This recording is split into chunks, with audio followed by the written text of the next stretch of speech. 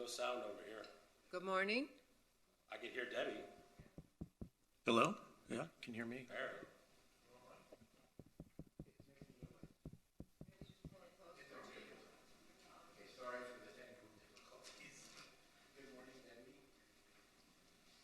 Good morning, Mr. Chair, members of the board.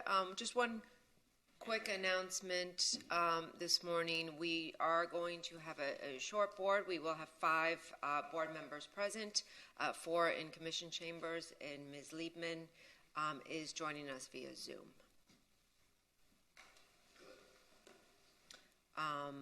With that, I know Jason Jacobson from the City Attorney's Office is here, and he will make some announcements this morning. Thank you.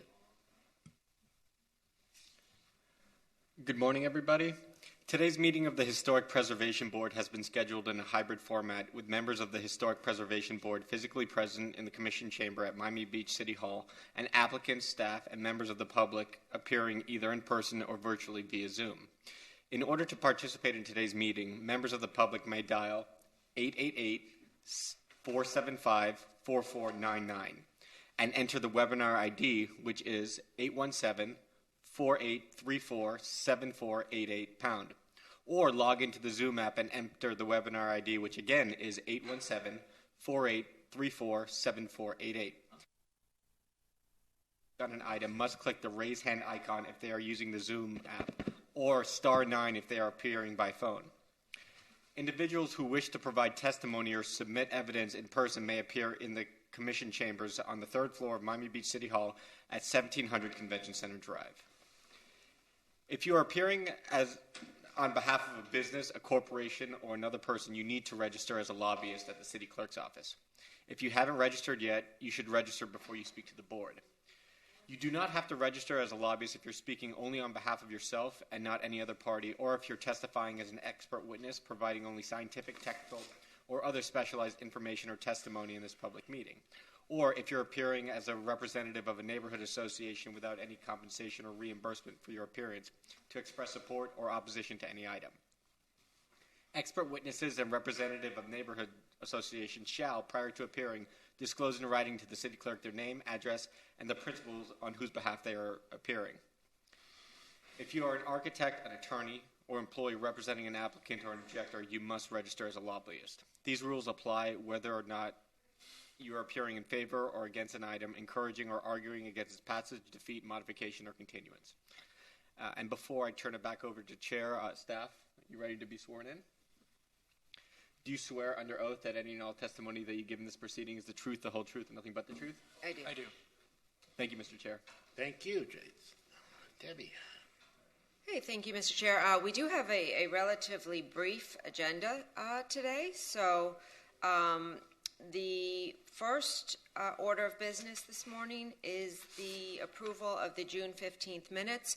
You all did receive a corrected version of those minutes this morning. There were corrections made to items 6 and 7, reflecting board members Litt's absence. So we would need a motion and a second for that. Who wants to do that? I'll move it. Okay. The motion was made by Mr. Litt. Did I hear correctly? Okay, thank you. Do we have a second?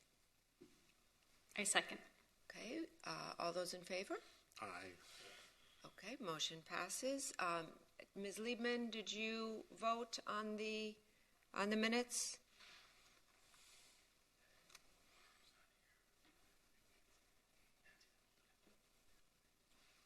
Do we have Nancy Liebman with us? Yes. Yes. Yes, you hear me now? Yes. I voted. You didn't hear me because Yes. I was mute. Okay. Thank you. Okay, the motion passes 5-0. Thank you. We do have 2 requests for continuance this morning. The first application is HPB 20-0445. This is 306 Lincoln Road. This is for the certificate of appropriateness for the Lincoln Road Signage District. The applicant is currently working with staff to refine the design, and they would like the application to be continued to the September 13th meeting. Staff has no objection to this and is recommending that the board approve the request for continuance, but we will need to open it up to the public prior to making a motion. Mr. Chair, can we open it up to the public at Sure. this point? Okay. Do we have anyone on Zoom wishing to speak? I hear a beep. There is one attendee on Zoom, but I think he's for one of the applications. Mr. Tony Leong. Tony, if you don't want to speak on 306 Lincoln Road, you can put your hand down and we will get to you when your item comes up. Is there anyone in Commission Chambers that wishes to comment on the request for continuance? Seeing none, you can close the public hearing. We can close the public hearing. Moving on. You would need a motion I to thought- approve the Let's continuance. make a motion. What? Okay, you want to make a motion? No? Okay, Max. Yeah, motion to continue. I'll second that. Okay, all those in favor? Aye. Aye. Wow, Nancy. Okay. You're a real presence from heaven. Okay, that carries. I'll be back. I will be back the next time for sure. You won't have to worry about whether I'm here or not. We love you in any form you take. September. I miss all of you. I do. Okay, we miss you too. Okay, Thank you. Debbie. Thank you. That application was continued to the September 13th meeting. The next request for continuance is HPB 200440. This is 550 Washington Avenue. The applicant is requesting a continuance to the September 13th meeting. They would like a full board to be present during the presentation of their application. Staff has no objection to this and is recommending the board approve the request. Is there anyone from Zoom? Mickey Marrero is on Zoom. Mickey, are you with us? Good morning. Good morning, Mickey. Good morning. Morning, Do you Mr. swear Chair, under members oath of the that board. any and all testimony that you give in this proceeding is the truth, the whole truth, and nothing but the truth? I do. Thank you. And Mr. Chair, members of the board, yes, Mickey Marrero, 200 South Biscayne Boulevard. Debbie is correct. We've been working to make some minor changes here and modify this a little bit and discuss with staff, but also we do want a full board. And frankly, a lot of our team is out of the country today. We were hoping to present last month, so we will be very happily before you in September if that pleases the board. Thank you. Thank you, Mickey. Okay, shall we have I'll move to continue to September. anybody want a second? Second. Okay, all those in favor? Aye. Great. That motion passes. The application was continued to September. The next application on the agenda this morning is HPB file 190352. Jake, do you want to? This is for 1116 Ocean Drive. An application has been filed requesting a certificate of appropriateness for the introduction of a glass elevator structure within the courtyard of the building. Okay. I'm sure the board members recall this application. It was originally presented to you at the May 11th meeting. At that time, the board requested that the applicant go back and take a second look at other potential alternatives, and the possibility of relocating the elevator within the envelope of the building. Since that time, the applicant has presented alternative options. They have explored. They have also outlined the reasons why they don't believe that those are the best options for the property. I would note that the property is a very small hotel. There's very few units, and creating an elevator would require the demolition of the floor plates and would take up area within some of those units. Staff has also noted that we believe the exterior elevator located in the courtyard is a lower intervention in the sense that it does not require any demolition of the building. It doesn't require any structural reconfiguration of the building, and we believe it is the least obtrusive in terms of potential harm or threat to the building. We are also supportive of the design, which is transparent. I think what we talked about last time as well is the need for vertical accessibility. While this is a historic building and is eligible for state waivers for some of the vertical accessibility, They are not proposing a fully compliant accessible building or an elevator. What they are trying to do is enhance the accessibility. And with that, staff is recommending approval. I know the applicant has prepared a presentation to go through some of the items that the board asked them to take a look at, and that is all I have. But if you don't have any questions for me, we can turn it over to the applicant for their presentation, and then we can turn it over to the public. Be happy to. Good morning. Good morning. For the record, Alfredo Gonzalez, office of 333 Avenue America with Greenberg Torg, on behalf of the property owner VMSM LLC. And I'm here also today with the architect Ari Scalar, who to do the follow-up presentation. Alfredo, before you begin, may I swear on your team? Sure. Do you swear under oath that any and all testimony that you give in this proceeding is the truth, the whole truth, and nothing but the truth? I do. Yeah, I do. And are there any ex parte communications to disclose? No. Thank you.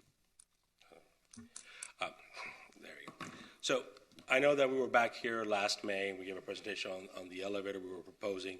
As Debbie mentioned, this is not a fully accessible elevator, but will provide accessibility in many forms to the rooms that have never had it. Other than, I note that back in the 60s, there was an elevator with an elevator shaft installed in the courtyard that really was very intrusive, taking out the bell tower that you see when you were coming to the property.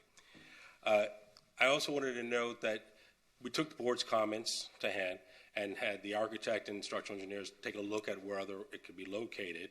And I will go through the presentation and show you that this is really the most non-intrusive area to locate the elevator. And as Debbie mentioned, because we're not doing any demolition, we're actually removing just the landings, the railings that could be done administratively. This is not an application that has demolition. It requires the five votes. I wanted to point out that this building has reached its 91 years. So obviously it was built in 1930, and we were very concerned about creating any openings through the 91-year-old building. And then obviously the history of Versace in the 90s. He restored all the rooms and restored the property, and also the value that the ownership and the community has on keeping those materials and the rooms layouts. So with that, I would like Ari to go through the presentation, and we'd be happy to answer any questions. Good morning. I wasn't sure if this was working. CJ, okay. Can you put up the presentation? Yes, please. Sorry, BJ. Is everybody on the board now, was also in the last meeting? Okay. So if you recall, we were proposing a glass elevator on the east side of the courtyard in a corner that is not visible when you come in from Ocean Drive. So you don't see it until you turn around and explore the whole building. If you can go to next slide.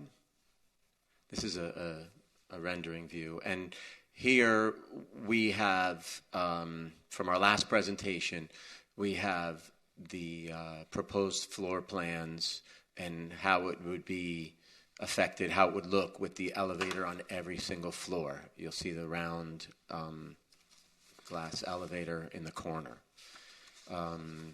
As Alfredo said, we placed it there, and we only have to take out a railing, and we don't have to destroy the railing. We keep it, and we can put it on a display somewhere for safekeeping for the building in the future if it's ever removed. Next slide, please. Thanks. So this is a blow-up of the actual elevator, and the idea, if you see the two, is there a pointer or anything? No? Okay, so if you see adjacent to the round elevator, which again the majority is glass, there's two angled pieces going up to the side and down to the side. So that our design was to make it a glass railing, so it's with the same materials as the elevator, and so that you know it's new and modern and it wasn't from the original. Next slide, please. So here's our analysis of what we did in studying other locations, which we had done previously, but as far as from our last meeting, the board brought up a few other locations, so we said let's study it. We saw if there was anywhere at all that we could use along the hallways, near a staircase or anything, and it didn't work. It blocks the entire hallway. You can't get through, so it's not safe for egress. Then we looked at inside the rooms, and I'll go through another. We have the other slide, right, with the marking the areas, Adina? Yes. Okay. And because of everywhere it could fall, it interrupted everything that Versace did. So many decorative materials, symmetrical designs. It negatively affected everything that Versace did. And also, we're concerned about now we're going through the building and affecting the structure, detrimentally affecting the structure, and we don't know what we're going to find and what else could happen. And finally, the courtyard, the west side of the courtyard where there used to be an elevator. If you can go to the next slide. Okay, so if you look at the red squares where we highlighted number 1, number 2, number 3, and we have it for every floor, we looked at different possible locations. Number 1 highlights the first areas we were looking at, near a stair, near the hallway, near something else mechanical. It didn't work. It affects columns more. It affects egress. Number 2 is the office area, and it would block the doorway in the office, but worse as you go up to the second. Next slide, please. As you go up to the second and the third floor, it blocks entrances to the suites that the people come to stay as if they were living like Versace in the building, and getting a feel for that. And it blocks the entrances, and it blocks up all the aesthetics from the rooms and the Versace designs. And honestly, there's pictures there that you can see the elaborate design that is in every space in the building. And if you go to the next slide, you see the same number 2. It affects even worse that upper suite on the third floor. And number 3, actually, that was the location of the original elevator. And the client originally brought to us and say, hey, why don't we put an elevator here? And then we looked at it and said, wow, that couldn't make sense. And then we didn't really know the history. And as we researched it, we were like, well, then they take away the bell and they block the observatory, the view of the observatory as you're looking up. And in dealing with staff highly encouraged us to look at another location, and with staff's recommendation, we found the location that we're presenting today with the round glass elevator, both that it's glass to make it as see-through and modern as possible, so it's easily identifiable that it's not an original piece to the building, as well as it's hidden away. With that, the rest of the presentation is the same. The package that you have, these are the new 3-4 sheets that we used to study where we could put it. Along this, we spoke to a fire consultant, structural engineers, everything, and this is what we're respectfully requesting your review and approval today. So with that, we conclude our presentation just for rebuttal after the public comments, if there are any. Thank you, questions. Alfred. Yeah, and I'm here for any questions. Should we open to the public? Sure. Okay. At this time, if there's anyone on Zoom wishing to speak, please raise your hand.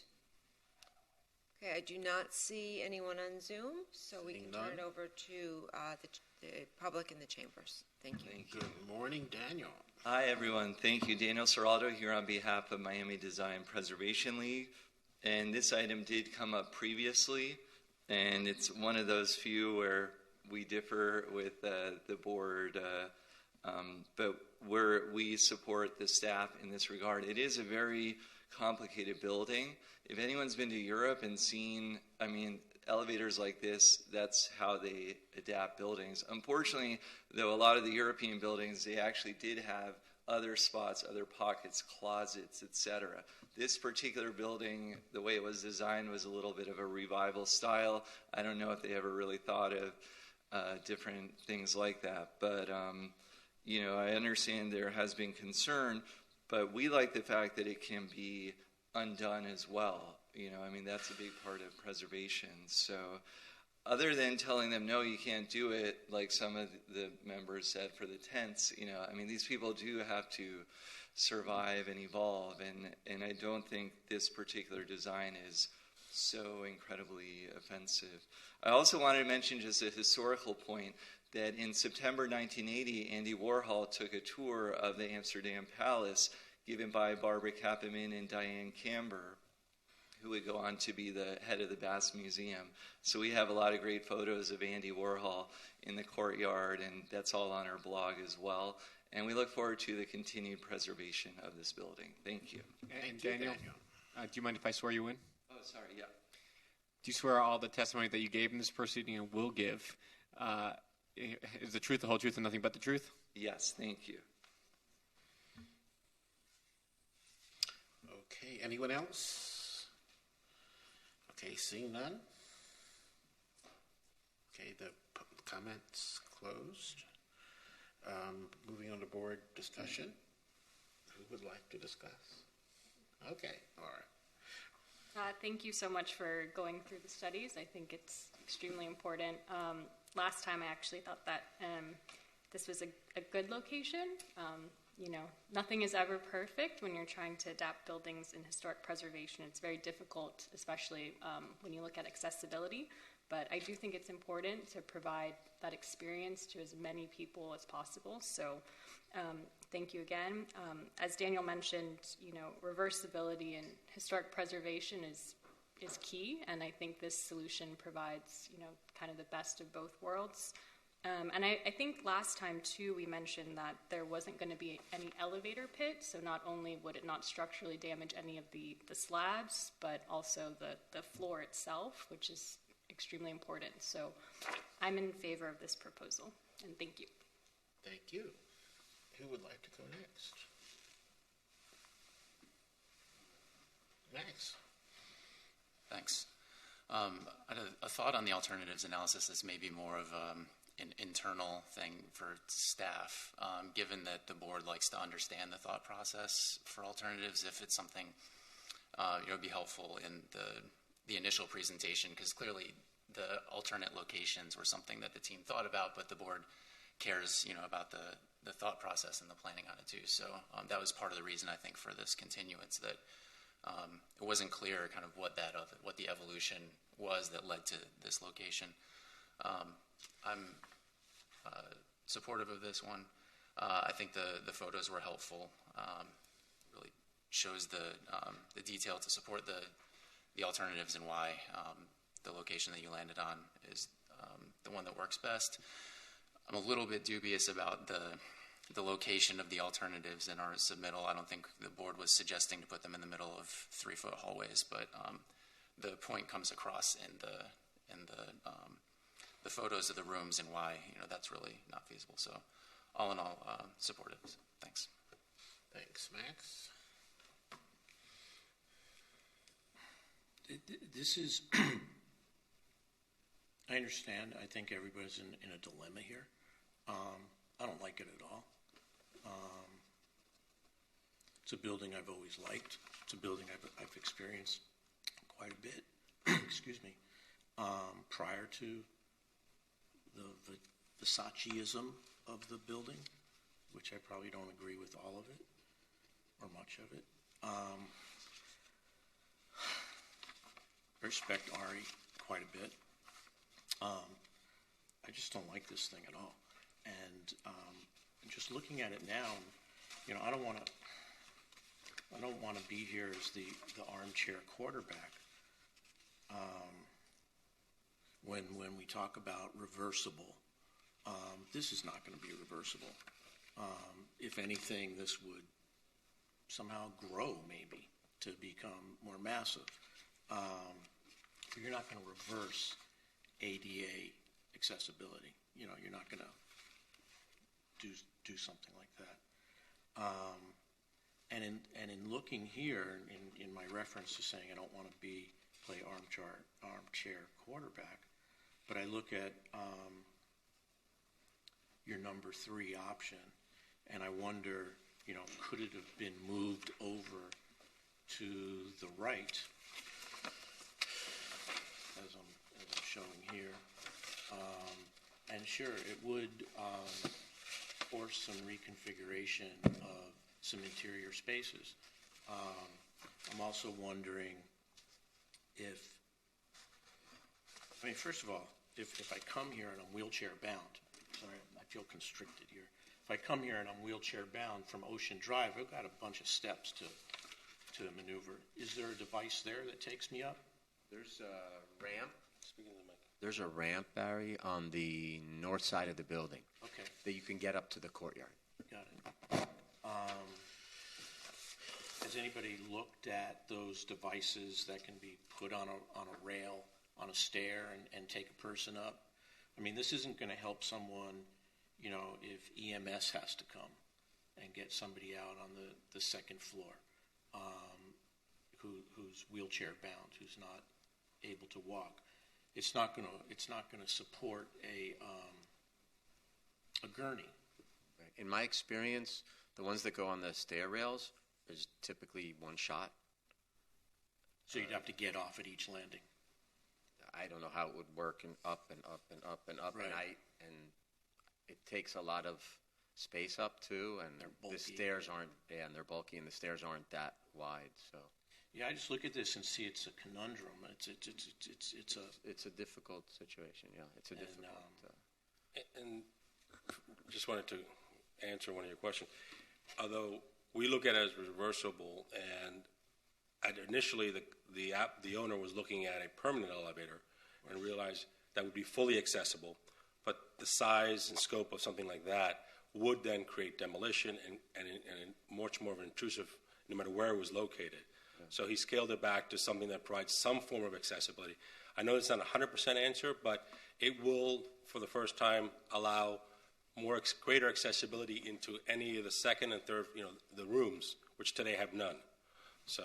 And I looked, I walked up and down and around, and there's levels, and I tried to find another place, but in working with staff, they said, look, this is the best place that they feel it is, and I, went along with that, and it seems to work, Does somebody to use this mechanism require a special wheelchair to sit in? No. Or it fits a regular Not that I know of, standard? no.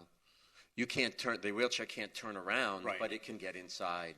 It can get inside. By the way, the elevator company that we've been talking to is called Liberty Elevator, and they're from New York, and they did the Vessel elevator, and they're doing another special one near Grand Central Station. I forgot what it's called. So they specialize in unique custom elevators.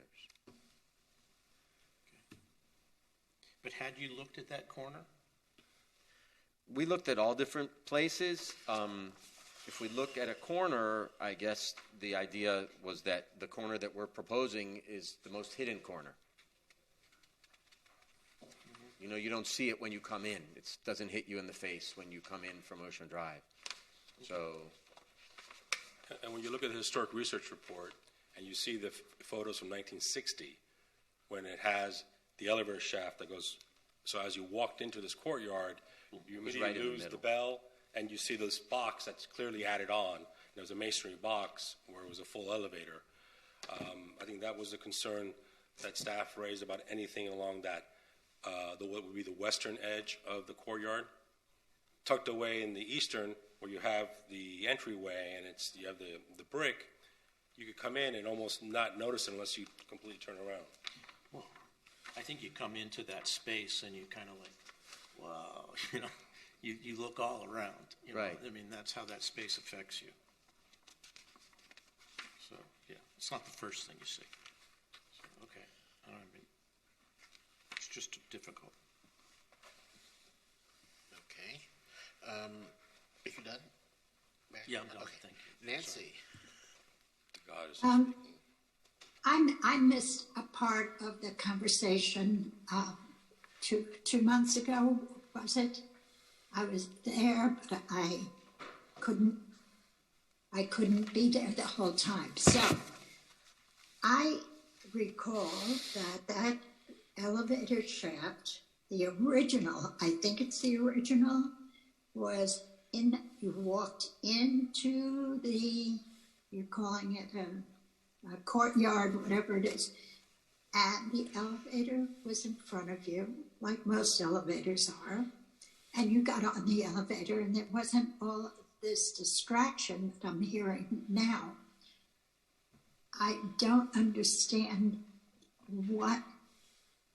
when did the center elevator get lost in the shuffle, and all this new glass elevator discussion begin? I just like a little background so I can understand it, because I never had a problem.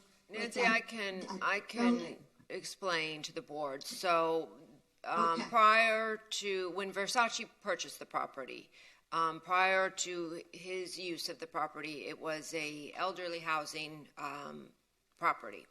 And I believe sometime in the 1960s, Yes. an elevator was introduced that when you walk in on the western wall of the That's right. courtyard, that was introduced right in the center, and it was built out.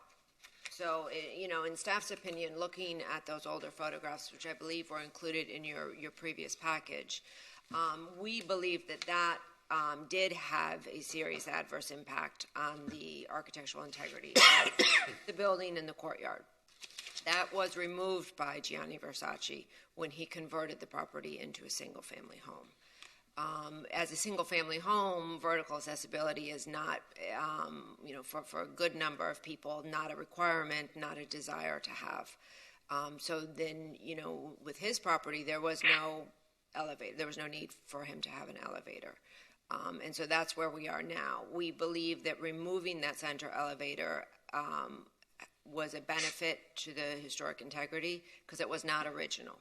It was a later intervention in the 1960s that we did not believe was very sensitive. So the idea of this kind of smaller, modern structure, similar to what they have in European restoration adaptive reuse projects, as well as I know Ari showed last time the elevator in MoMA, which is a very similar structure. Staff did believe that this, was a light intervention and would help to increase accessibility. And Nancy, it's Alfredo. Just wanted to clarify something you said. When you recall this as before it was Casa Casarino, I forget what the previous name was, and it was a rental apartment back in the 80s and before Versace purchased it. The actual elevator was not when you first came in. You first arrived into the courtyard, and the elevator was all the way at the end where you see the bell tower. They removed the original bell. It was Versace who acquired another colonial bell from the 1800s from Philadelphia, which is what's there today. The original bell was removed when they built that elevator in the 60s. So that's why we stayed away from that western side and tried to, I know nothing is invisible, but tuck it as away as possible from your first sight of the entering the courtyard.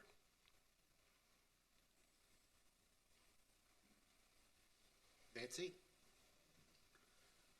No, I mean, I understand it. I can't picture the glass round elevator stuck away in a corner for I don't know. But if everybody thinks that this is an efficient way to handle it, I have no problem. Okay, thank you, Nancy. Okay, my turn. Some questions first of all.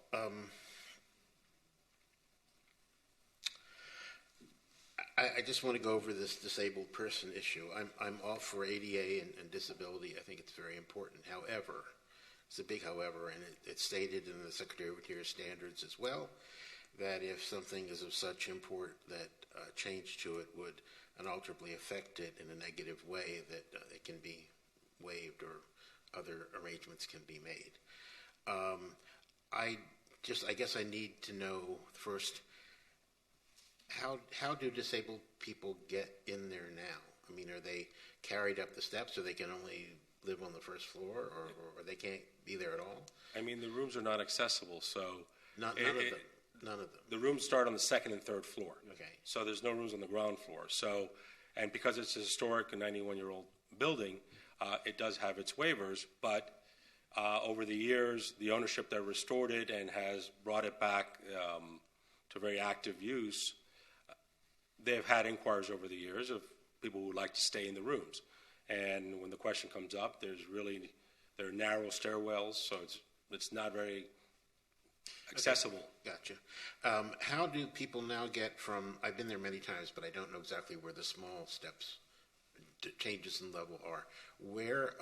How did people get from the courtyard through, not the little bar, but through the like French doors to the terrace? There are steps there. How do they negotiate that entrance? Or they can't use that entrance to dine? Well, they would. I think the accessibility comes in through the front. You're going in the front courtyard when you first arrive to the property. Before you enter through the doors, the wood doors, you could go left and get straight to the courtyard from the rear. With no change in level? I believe so. There's no change in level, right? No, there's a change. There's a in ramp. level. Okay.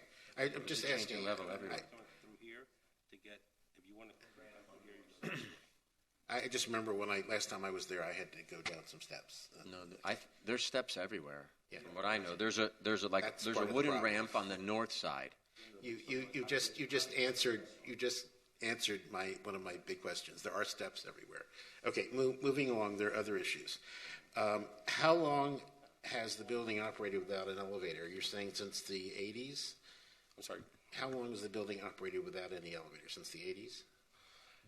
Since, I guess the elevator was removed when Versace purchased it and turned it into a single-family home, so that would have been the 90s. So in early 90s, late 90s? Yes, sir. Okay, so you have 10, 20, for 30-some years it's been operated without. Well, it was, when it was operated as a home, the No, history of it was, after it was a home, it was a private club for a while. It went through several iterations.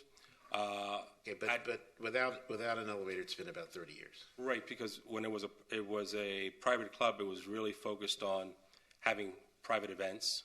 So the courtyard, that was the area. But there are disabled people who go to private events and private clubs, so it doesn't really matter what it was used for. Right, but there was more limited access to at times the upper level, the second and third floor that are the rooms, were not always available. The guest rooms.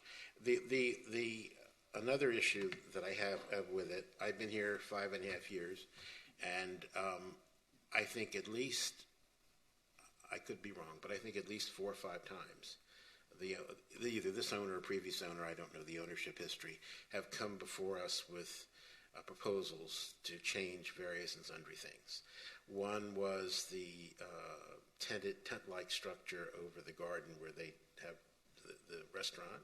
One was a tent-like structure over the entire courtyard. One was changes to the design of the courtyard structure. So first it could be seen from the street, then it couldn't be seen from the street. There have been quite a number of changes. My question is this. I'm frankly getting a little tired of seeing this come up for some change, which are not small changes, every year or two, it seems. And I don't know where this ends. we're here to try to maintain the architectural integrity and the historicity of the building itself. And each time these changes are approved, in my point of view, it lessens the entire package. These are not positive additions toward the preservation of the building. They're the chipping away. And that's my main problem. There's, other than this board, there's no protection I see here for the building basically in perpetuity. I would be a lot more sanguine about the ownership's changes if there was something like a permanent easement or something given to MDPL or some other group to make sure that the building was preserved and these things were scrutinized more thoroughly than just having 7 people who do change and can be the attitudes of a board like this can be changed over a number of years.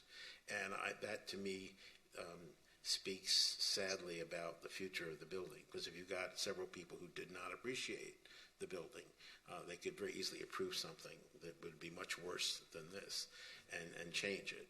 And the attorneys are always on the side of the people who want to change things. They're rarely on the side of preservation. And this change you're proposing, to me, as I see it, is a convenience. To me, conveniences don't require us to change the character of a building and to change physically the building. You have waivers or whatever legally you want to call them for people who are disabled now, but this, as Barry said, once this is built, it's never going to go away. I mean, you're not going to disability it 50 years from now, probably, unless some other method comes up that's going to enable people to get upstairs. I just, as he says, it's a real conundrum. I'm all for disabled people. I mean, I was disabled for some months last year, and I couldn't climb steps, and I couldn't do things. And I do have a feel for what that is like. God forbid it's not permanent. But on the other hand, not everything everywhere can be accessible. And if it's gone for 30 years or more the way it is, I find it very hard to accept a change like this as being okay, even on a temporary basis. I travel all the time, and I've been to many buildings like this, and I've seen many glass elevators and many things tucked away in corners, on the outside, in the back, and all sorts of other things. But to me, this is the most important building in Miami Beach. I mean, other people might argue with me, but I think everybody in the world knows this building. And I think to change it in any substantial way and call it temporary is basically just not true. I mean, it's not going to be temporary. It's a permanent change, unless some new technology comes. But I just see this as another step down the road. The owner's going to come back next year with something else, and the year after with something else, and eventually it could be unrecognizable if a board like this changes and approves things. So I really worry about the sensitivity of the owner and the sensitivity of this board towards something that each individual change may not be disastrous in and of itself, but to me, cumulatively, it's a problem. So I'm really at a conundrum, because I really feel for disabled people. They should have access to every corner of everything, in my humble opinion. But we're not the disability board, as I've said. We're not the economic development board. We're here for one specific purpose and try to include other things in, but our purpose is preservation. And I think this courtyard is so important the way it is, and I just have trouble with it. I mean, if one wanted to be technical and a purist about it, one could say that the Versace changes are not original to the building either, so therefore why should they matter? I mean, where do you draw the line? And the line has to be drawn somewhere, and it's up to us to try to determine where that line should be.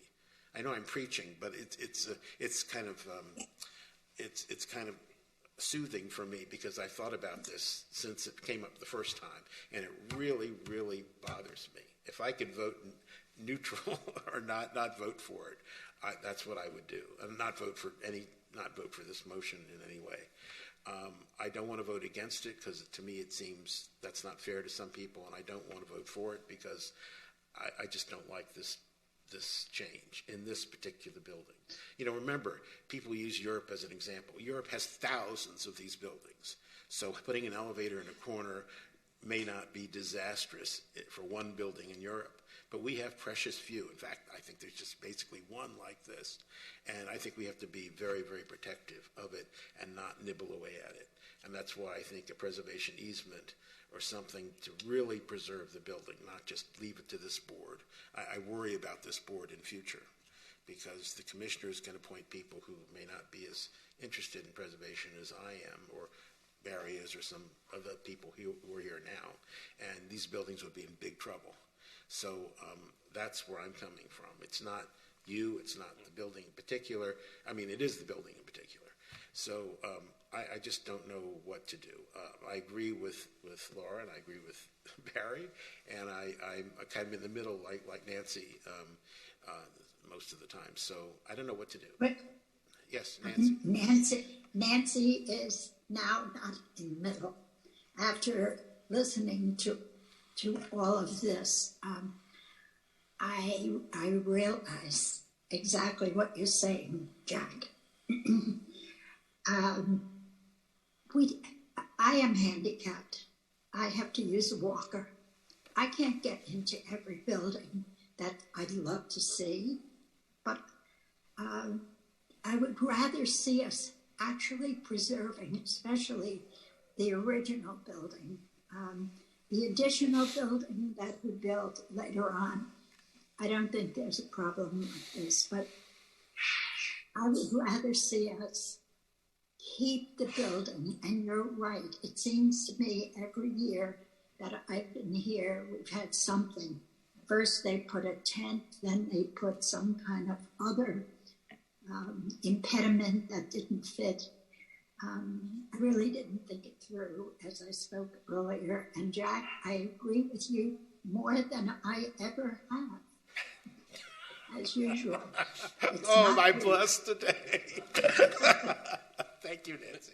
So I agree with that, and I take back my minimal acceptance and hope that we can do this for other buildings. There are other buildings in the city that deserve to be treated better than just trying to fix up something that the owner decides that they can do so that they can make more money. I don't know why they keep changing. So that's me. Okay, thank you. Mary? I have a couple questions. Is the elevator leading to second and third floor ADA upgrades to the suites? The suites are very big. Renovating the bathrooms? ADA compliance in the bathrooms? Roll-in showers? I mean, what is this leading to in that sense? The showers are existing. Toilet Most of sinks. the rooms have a tub and a shower, I believe, and the showers are quite large. So we don't have any plans to do other ADA improvements in the suites that I have been asked to know. And are the existing ground floor public bathrooms, and this is what I keep kind of closing my eyes and trying to remember, and how you said, well, there's steps all over the place. Are those just flat from that? I see from the outside terrace courtyard, there's steps that lead up. Once I'm in that courtyard, do I just walk flush to those bathrooms? No? I believe there's a step into the bathrooms. That's kind of how I remember. But I just can't. I think there's one step. And generally, from my understanding, I have No, Cam? Yes, Nancy? Nancy say something? Goddess has spoken. And she looks cool when she speaks. She's above you. I understand that a person in a wheelchair, one step, they can be lifted up or down. Yeah, sure. But it's not accessible. But not in the bathroom while they're in the bathroom. And what we're doing is the elevator doesn't necessarily, you already have access to the courtyard because there is that ramp that's on the north side that someone in a wheelchair could come up the ramp. It's not the most convenient way, but there is access to that ground level. So the area that historically has been used for commercial purposes, during the previous owners, there was access. What this elevator is doing is extending some level of access to those who may want to occupy the rooms. I was specifically asking, were the, two things. Did the owner plan to further redo those rooms upstairs with grab bars and roll-in showers and that? And more specifically, or more importantly, were those existing ground floor bathrooms currently accessible? And I didn't think they were, and I think I understand that they have a portable ramp. It's a wooden one. They keep it in the closet, and when somebody needs it, they bring it out to traverse that step when they have to go to the restroom. And I believe there is a toilet stall on that level that is accessible, I believe. And I also wanted just to add to some of the comments from the board that I understand, and the current ownership, as the one that's come to this board several times with different applications, understand that prior to their ownership, there were a lot of problems with the previous owners. There was several that went to foreclosure, and the current owner has been able to take the property and preserve it, and has a lot of value, not just in the historic 1930s building, but also the Versace addition, and has painstakingly attempted to preserve the rooms where the rooms were not within the purview HPB.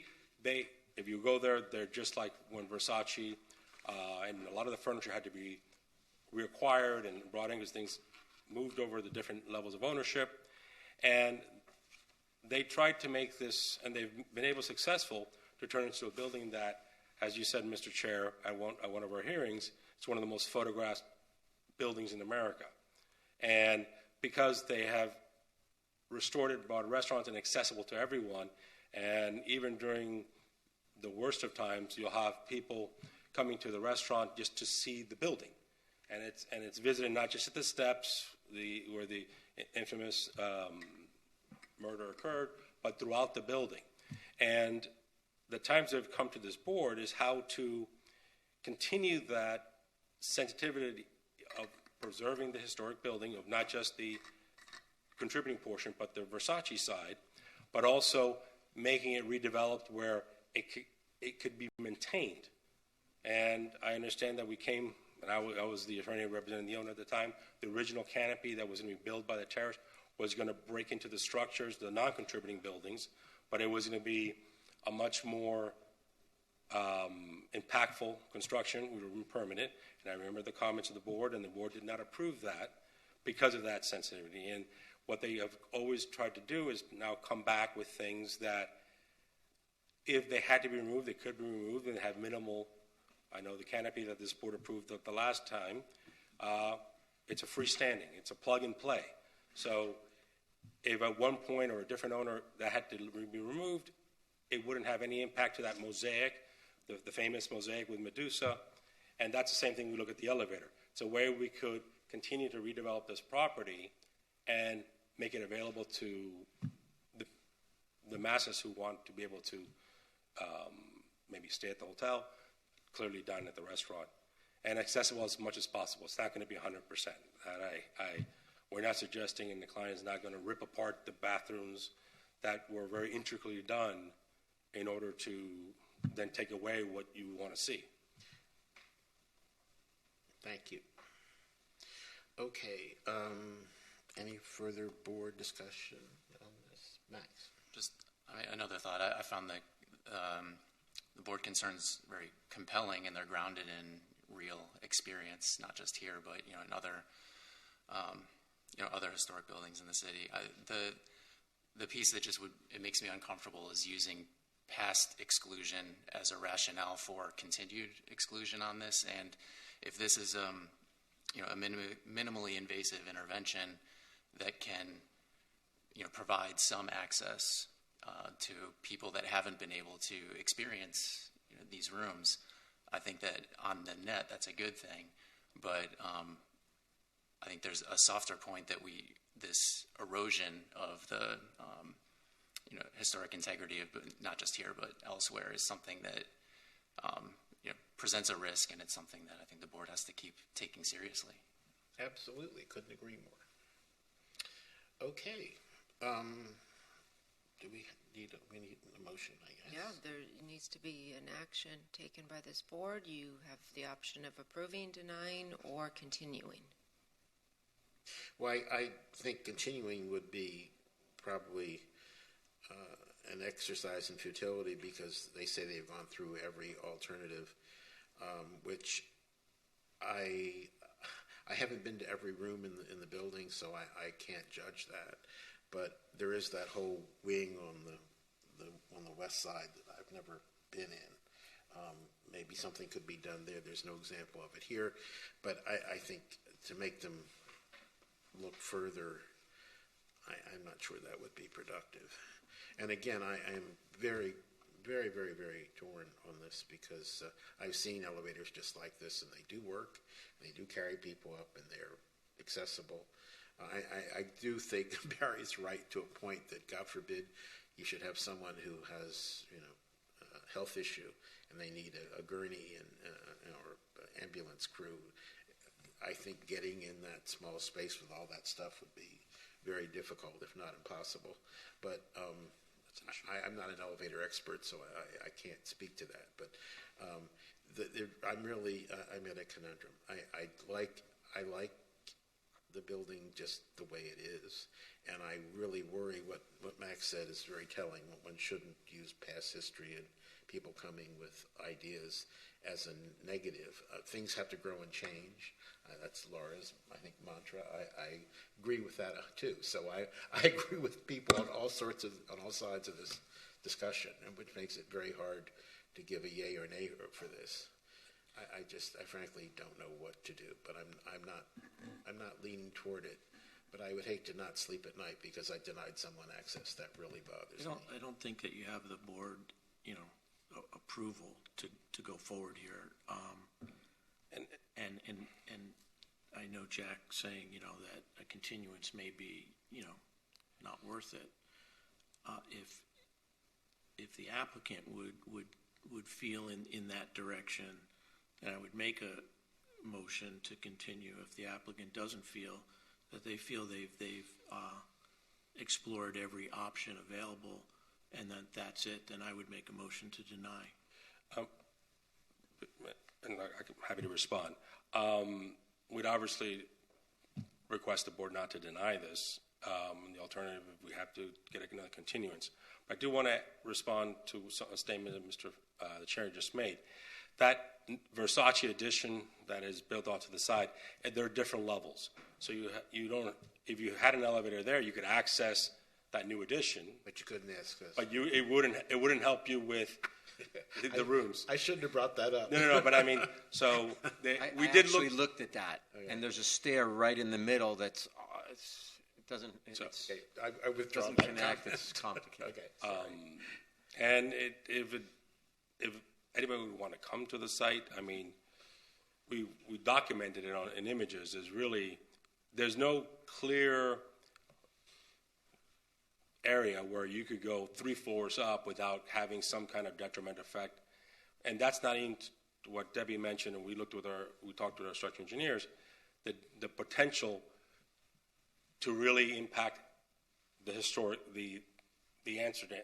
Casa Casarina that was built in 1930 by going through and drilling holes and putting a tube through floor plates that have been there since 1930. So that's why one of the reasons when we looked at everything, that was a big concern, and I know staff was concerned that if whatever you think about the Versace additions, which I can tell you the current owners appreciates and has been painstakingly at every level. I don't mean to criticize. No. In any way, shape, or form, because it's just as much a problem to them. And it's much more in dollars than it is to me, and I'm not a vested party. I'm just interested in trying to preserve the building as best as we can. And they look, and their assets throughout Miami Beach. They are long-term property owners. They own about 15 properties throughout the beach, entering buildings from different areas, not just Ocean Drive. And I'm sure they are looking forward to when this celebrates its 100-year anniversary in 9 years, which nowadays seems to be like a shot away. So if the board doesn't not want comfortable approving this today, I really would request then continuance to allow full board and us to further explore, and also invite any board member who wanted to actually physically not just see the pictures, but go room to room and see how there's really no other place to put it. Okay, let me ask Debbie a question then. Do they have the right to now ask for a continuance based on the board not being full because they think they might be able to get votes? Of course. Oh, they can? Okay. Yes. Okay. But it's up to the board whether you want to continue it or not. Okay. Would anybody like to make any kind of motion? I'll make the motion to continue to, I guess, the September. Could we do October? That would give us October, time. fine with me. To Continue to at least the October board meeting. And that would be October 12th. And to my mom's birthday, and to come with Columbus Day. more sensitive alternatives. Perfect. We're continuing to Columbus Day, which is perfect. Yeah, Perfect that's day to true. approve it, That right? is And true. Talk about historic significance. Sorry. But it's not politically correct anymore. Well, Okay, nothing moving right is, along. nothing is anymore, but I mean, that's what the House was modeled after. Okay, there's a motion on the floor. Is there a second? I second. Okay, all those in favor of the motion?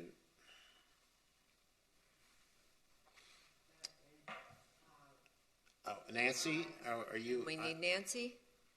The motion is to continue to the October 12th meeting. Can't hear you, Nancy. Can't hear you. Take yourself off mute. Can't hear you. Okay.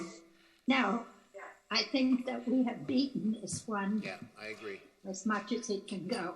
We'll come back. The only advantage would be we have the rest of the board and they would be able to express themselves. But the more I think about it and the more I hear the reasons why we need to alter that building, the more I am opposed. So Okay, so I'm you're a no. opposing it now. Okay, and I vote no.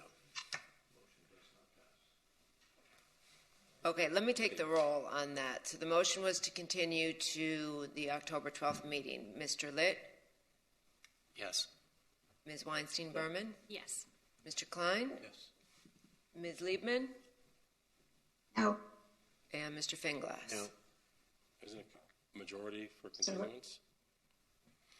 That is correct. There is I believe, Jason can check that, but I believe it's a majority of the board members present that for a continuance. So that would be, we have 3 yays and 2 noes. Thank you. And I'll reach out Just if we could pause 1 second, let me just confirm that. I think you're right, but let me just confirm that as well. And if this comes back, it's very, it's obviously very tight. It's an uphill battle, I guess is what I'm trying to say. It's an uphill battle. And we And I understand wouldn't that. want to be on the other side of this dais. And we'll reach Personally. out to each member, individual who, with the concerns from today and the last meeting, and maybe meet at the site and they could see the site. And if at the end of the day the board still feels that way, then, Well, I can say personally, I'd appreciate if you don't reach out to me. Yes. I would, I just don't like that communication, but I will visit the site on my own and snoop around, look around, but I just don't like the communication between myself and the applicants. Right. Is it something that the city, as a group, can we set it up as a group? No, Because no, I know it's to a- get it's a- in, it's a- they're it's a sun- occupied. It's a sunshine. So you can't. what we could do, Mr. Klein, arrange a day you could go, because you need access to the room so you could see. And we'll respectfully just have someone walk you into the rooms and arrange that so a day that their rooms are occupied. and it'll be minus the applicant, the architect, and myself, so you won't be intruded on. You'll be able to. I'll arrange that and coordinate that with staff or Okay, make them aware of whatever I'm doing. And that's fine. Yeah, and I'm happy to do that. I can confirm that that motion passed. The application has been continued to the October 12th meeting. Thank you. Thank you very much. Thank you. Okay. Okay, let's see. We'll move on to the next application, which is HPB 210462. This is 326 Meridian Avenue. An application has been filed requesting a certificate of appropriateness for the partial demolition and renovation of the existing rear accessory structure, including the construction of a one-story rooftop addition. Thank you, Jake. So this is currently this particular property is being used as a single-family residence. It was originally constructed as a duplex. It was constructed in 1934 and designed by Carlos Chappelle in the Mediterranean Revival Art Deco transitional style. In 2010 is when it was really converted to a single-family home. I was actually involved in that project. That included the restoration of the front building and a two-story addition at the rear of the front structure. Alterations were also made to the rear accessory building, which originally functioned as a garage. At some point in the future, the original garage use was discontinued, and that structure was converted to a guest house.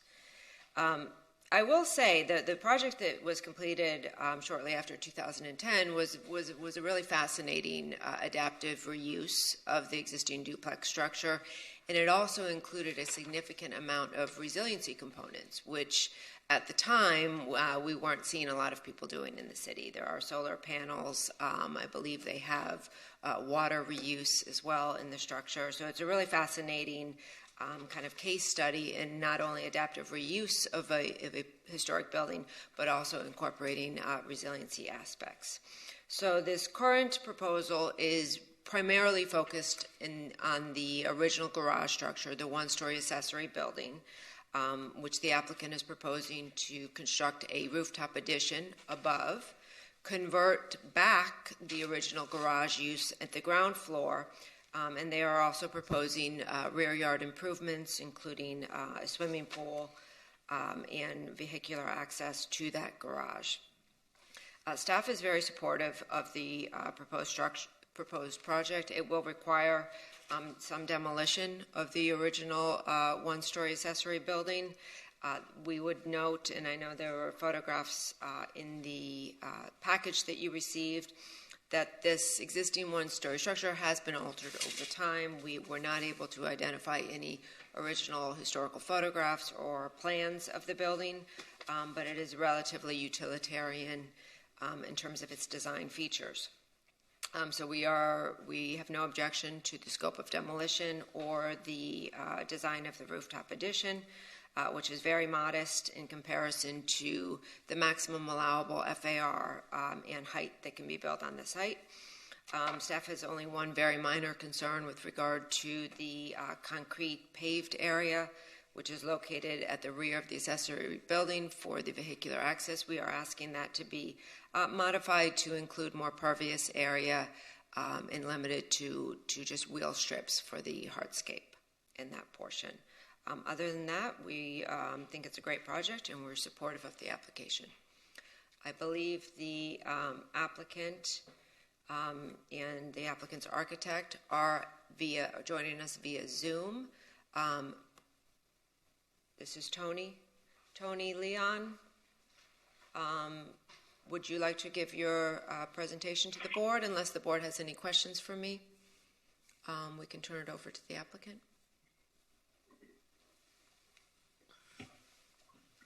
Sure.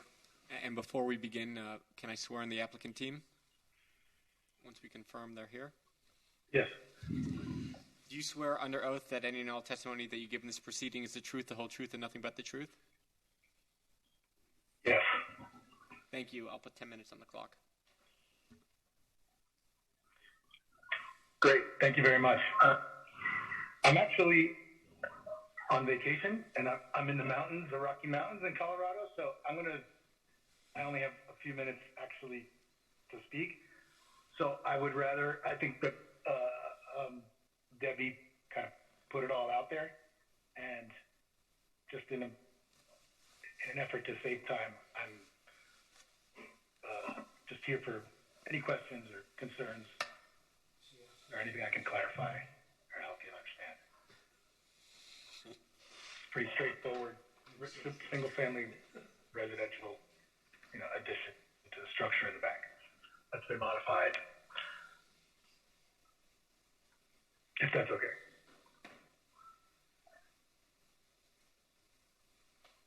You've gone silent.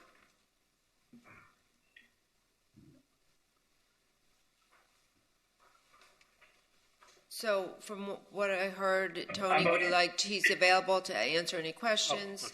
Oh, okay. The plans are before you, so you have the visual materials. And if the applicant has nothing further, Mr. Chair, we can open the public hearing. Okay. Is anyone in the public? Thank you, Debbie. Exactly. Anyone in the public who would like to comment on this project? I do not see anyone via Zoom who would like to comment. They close the Zoom and open Daniel. Yes, hi. Thank you. Daniel Serrato on behalf of Miami Design Preservation League. Our committee reviewed this project, and we did have some questions about classifications, as far as that building on the city database. The front building is contributing, but the back building, I think, is it unclassified? So we wanted to ask the staff about that. However, assuming that the back building has been altered and is not classified, we did agree with the staff report recommendations that we find the new design to be compatible with the front building and with the overall aesthetic. And hopefully Tony's having a good vacation. Thank you. Okay, thank you, Daniel. Any more public comment? Okay, seeing none, public comment. Who is this? Sorry. His connection. Oh, okay. Seeing no further public comment, I guess public comment is closed. Let me go first this time since I'm always last. I looked at this project and I hadn't heard what Debbie said obviously before.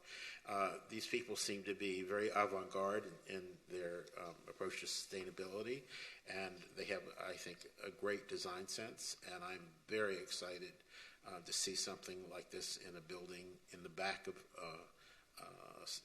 contributing building. I think it's really quite elegant and nice and functional, and I see overall no problem with it. So I'm very excited for them and hope it goes forward. Thank you. Who next would like to go? Let's do it backwards. Nancy. No, I have no problem with this. I think that it's a fine idea. Glad to see that it's not adding a tower or any of those sort of things. So I have full support. Who wants to go next? I agree. I think it's very elegant and love the concrete. I do, anytime resiliency can be integrated successfully in Miami Beach with historic preservation while adhering to our, pretty strict guidelines, I'm all for it. Thank you. Thanks. Not much to add that hasn't already been said. Support the project as well for all the reasons. I agree with staff's recommendation about the parking area, if that could be included in our approval if it goes that way. And the only other minor detail, I appreciate the preservation of the existing canopy tree. So, thank you. I have no comment. Okay. So we need a motion. I'll move it. Okay, I'll second it. Okay, I will call the roll. Mr. Litt? Just to clarify, does that include its approval with staff recommendation? Ms. Liebman, was that to approve with staff recommendations? Yes. Okay. Yes. Ms. Weinstein-Berman? Yes. Mr. Klein? Yes. Ms. Liebman? Yes. Mr. Finglass? Yes. Okay, motion passes. The application is approved. Thank you.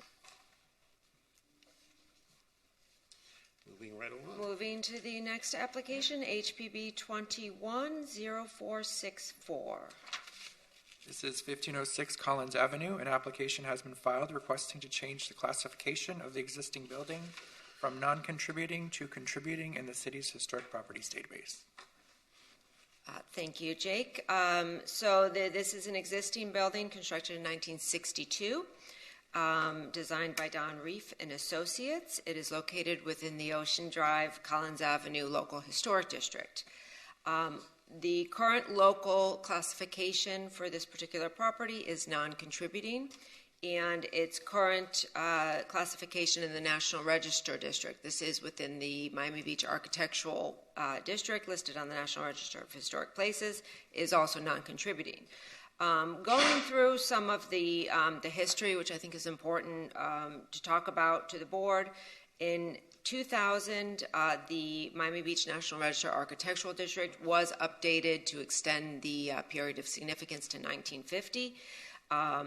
In 2013, it was again extended to extend the period of significance to 1965. During the 2013 request that the National Park Service approved to extend the date to 1965, I was not able to find a thorough database of actual reclassifications. There were several contained within that request, but it does not appear that during that National Register update process that the city or the applicant, it was a private applicant that requested that, did a comprehensive review. Taking a look at this particular property, now they're not asking to change the National Register classification, but the local classification, staff does believe that this meets the minimum criteria. Again, it was built in 1962, so it's well within our expanded area of significance for the National Register District. It does contain certain elements that are very consistent with the post-war modern style of architecture, which is a significant style within the city's historic districts. That particular style did have a contribution on the architectural and historical development of this particular area of the city. We did note that there is one thing in particular that we don't believe is consistent with the character of the district, and that is the open parking, which actually is slightly below grade. However, we do believe that in the future, with the city's resiliency initiatives and private property adaptation, that area could actually be converted and adaptively reused to be more resilient and actually also be more characteristic of our active pedestrian urban streets. So we do believe that this meets the criteria, and we are recommending that the board approve the request for reclassification.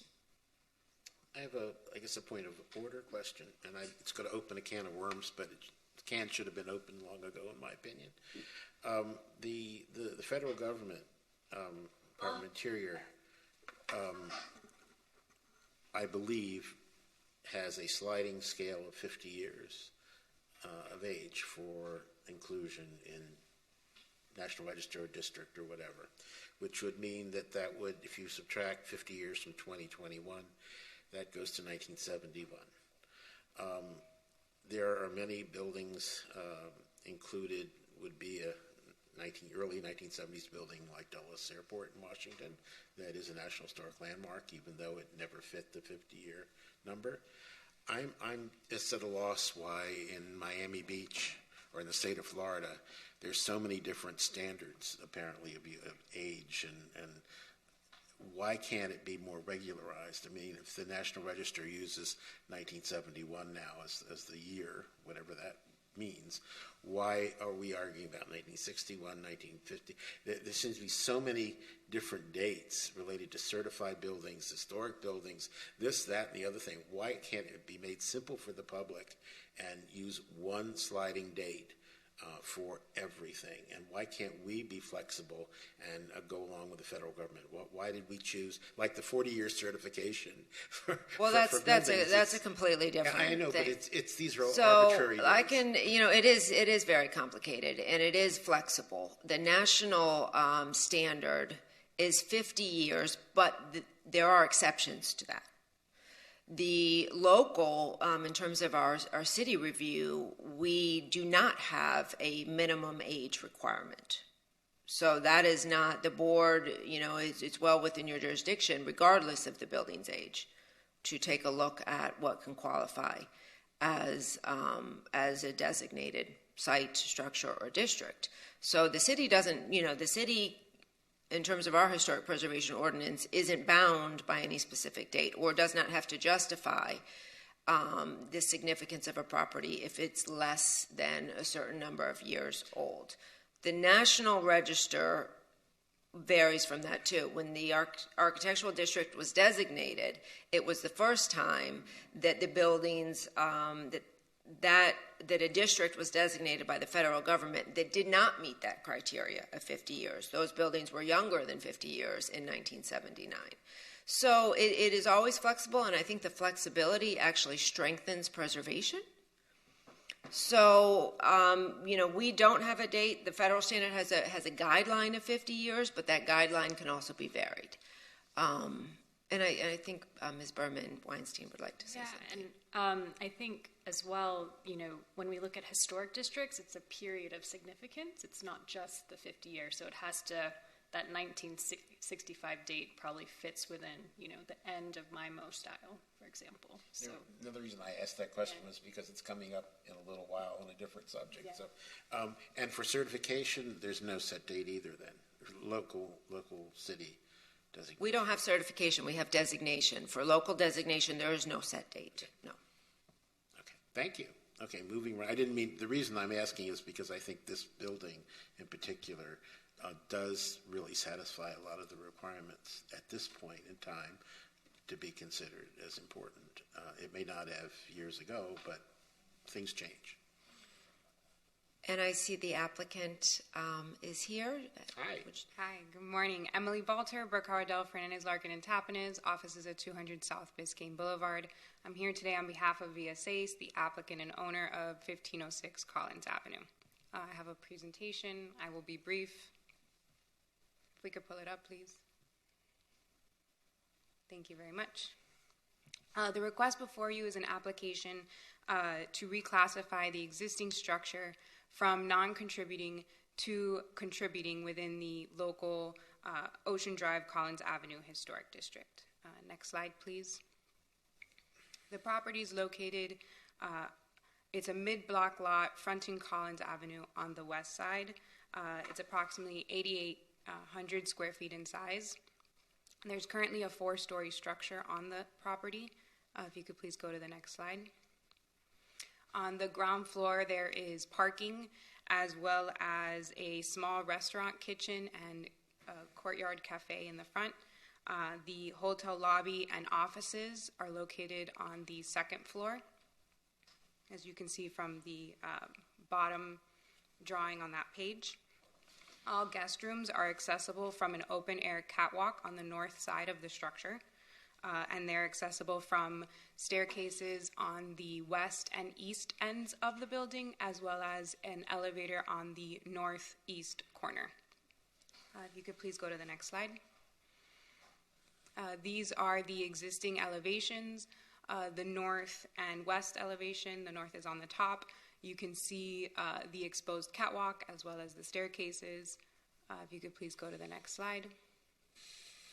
These are the south and east elevations. On the east elevation, which is the front facade, the bottom drawing, you can see the driveway access to the ground floor parking, as well as some of the architectural articulations along the front. Next slide, please. This is the Miami Beach Historic Properties Database excerpt. As you can see, the property is the only light blue shaded site on the west side of Collins Avenue. It is the only structure not classified as contributing. Next slide, please. The structure contains a number of the classic Miami modern style features, or MIMO. The curved overhang along the ground floor, as well as the full facade with balconies that wrap around to the north elevation. some of the eyebrow moments, especially on the upper floors, as well as the catwalk to access the upper floors and the guest rooms on the upper floors.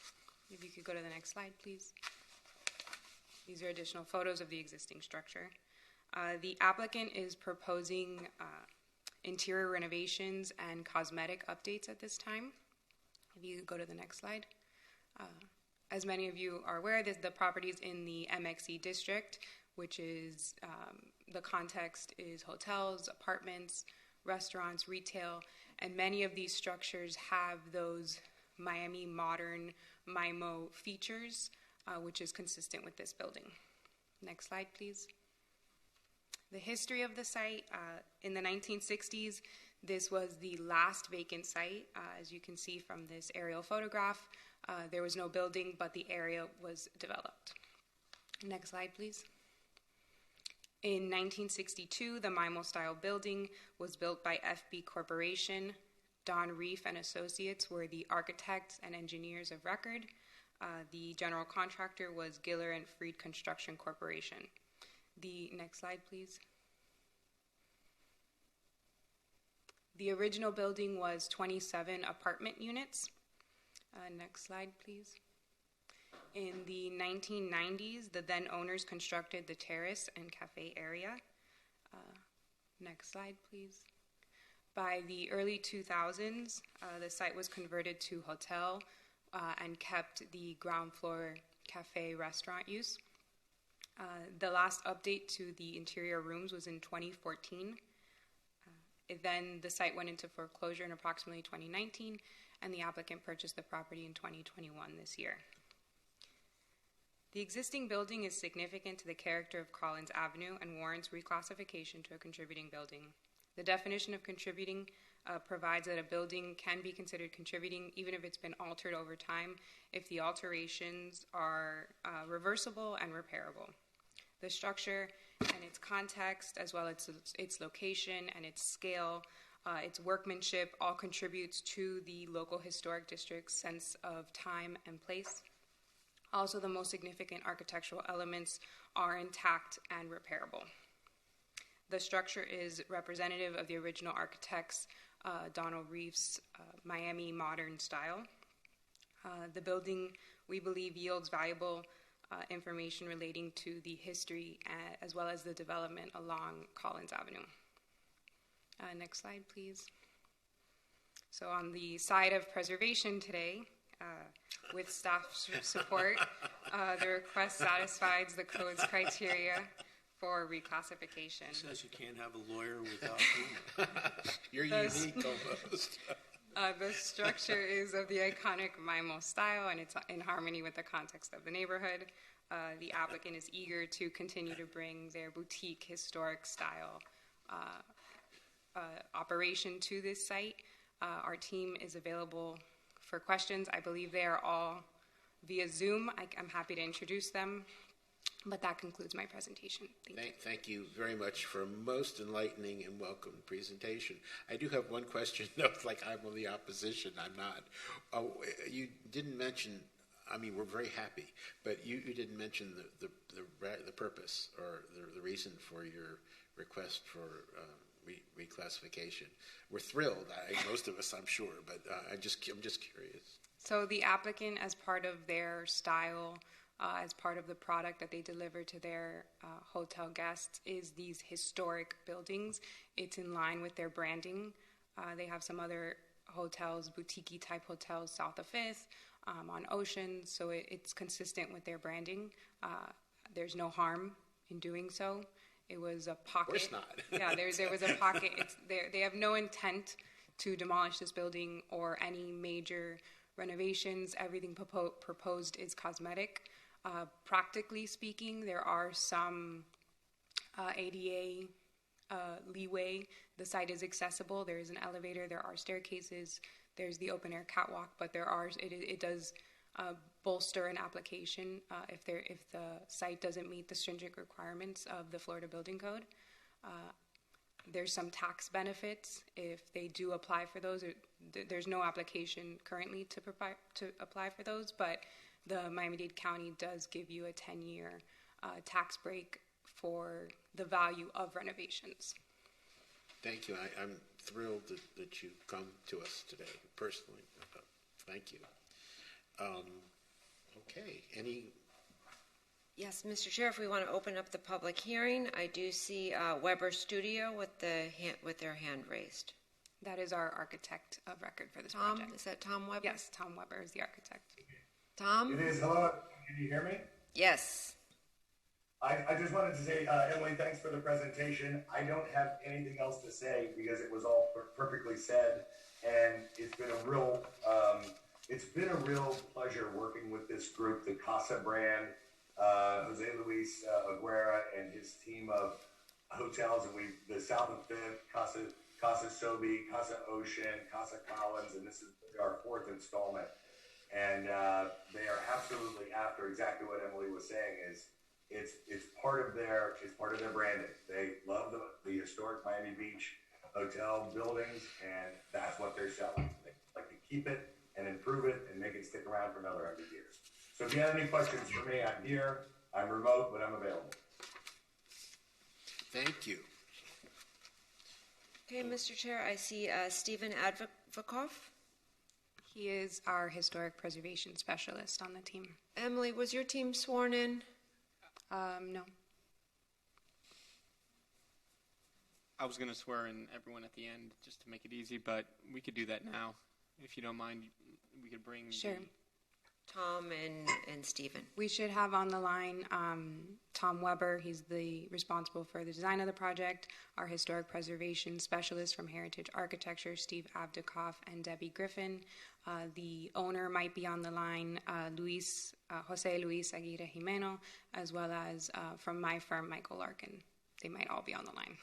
It's hard to tell from here. Thank you. And do you swear under oath that any and all testimony that you give in this proceeding is the truth, the whole truth, and nothing but the truth? I do. Yes. I do. Okay, great. So Stephen Advokoff is the next speaker. Great. Thank you. Thank you, Mr. Chair. Thank you, board members and staff. Steve Abdikoff, Heritage Architectural Associates. We're the historic preservation consultant retained by the team. We put together the historic resource report. We're available for any questions you may have. We certainly concur and feel that the building is eligible and contributing and meets the criteria for the designation. I think the only reason that it was not previously designated was due to the age. Now we are, as Mr. Chairman noted, we are now nearly 60 years on with the data building. So with the contributing features that retain the original character that's there, the scale, the context, the massing, the fenestration, we concur that the building is eligible and support the nomination. Thank you. Thank you, Stephen. Nice to hear from you. Likewise. Okay. Anyone else? There are no other members on Zoom wishing to speak at this time. Daniel, good morning again. Thank you. Daniel Serraldo on behalf of Miami Design Preservation League. We met with the applicants and we are in support of the reclassification of the building to contributing in accordance with the city staff report recommendations. And in addition, we want to encourage the further study and reclassification of buildings within our historic districts. We know that there are many buildings that when MDPL and the city back in the 1979 went and listed it on the National Register, since then there have been changes to the status over time. Even with the Versace mansion, there was a whole thing with the Revere Hotel, which was on the site of the Garden at the time, which had a lower age than would have been required. So I just wanted to reiterate, I know we sometimes disagree with the city, but we do think there's a difference between contributing and non-contributing, and we see here that there are even incentives for it. And so to the extent that this board can do the reclassifications in a larger scope, then that would probably help the property owners not having to hire teams every time one by one. So we'd be happy to continue helping with that process. Thank you. Thank you, Daniel. Anyone else would like to speak? Okay, seeing none, we close public discussion, open to board discussion. Who would like to go first? Max, you want to go? Yeah, I'm happy to go. I'm just trying to review my notes to see if there's something that wasn't covered. I feel like the preamble and the presentation covered a lot of the things that were on my mind.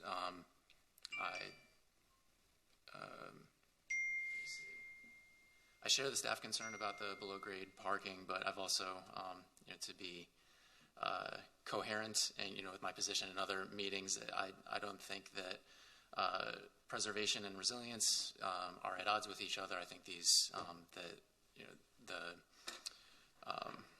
moving this building to contributing, demonstrates leadership and how those considerations can move together.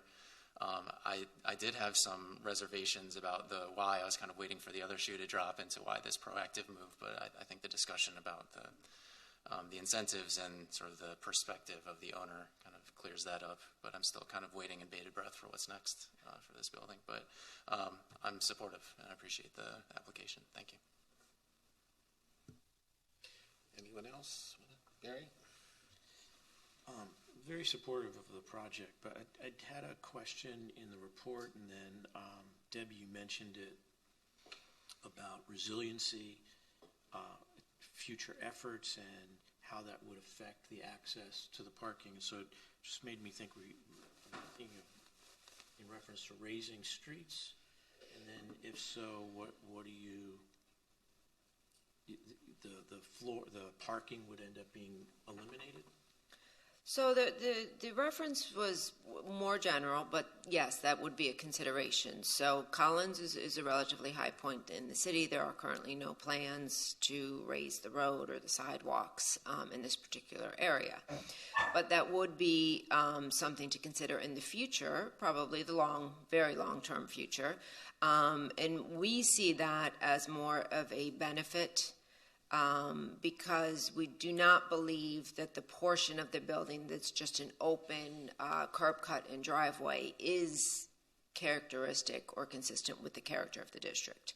So that was the one area of the building that we had some concern about with regard to its contributing status, but we do believe the resiliency initiatives will actually foster a much more compatible building in terms of the pedestrian activity. So that could be filled in, that could be converted to some other type of non-habitable use for the building that would have more activity. The other initiatives that we often think about is, again, looking probably this to the mid to long-term future is the increase in rapid mass transit. The decrease of individual vehicle owners and the need for parking will probably continue to decline. We have seen a significant decline in the past 5 years within the city for a need for these types of parking areas. So we also believe that at some point in the mid to long-term future that it would not be a necessary use to have 12 cars parked underneath the building. And we see this as something that would benefit this particular building. Thanks.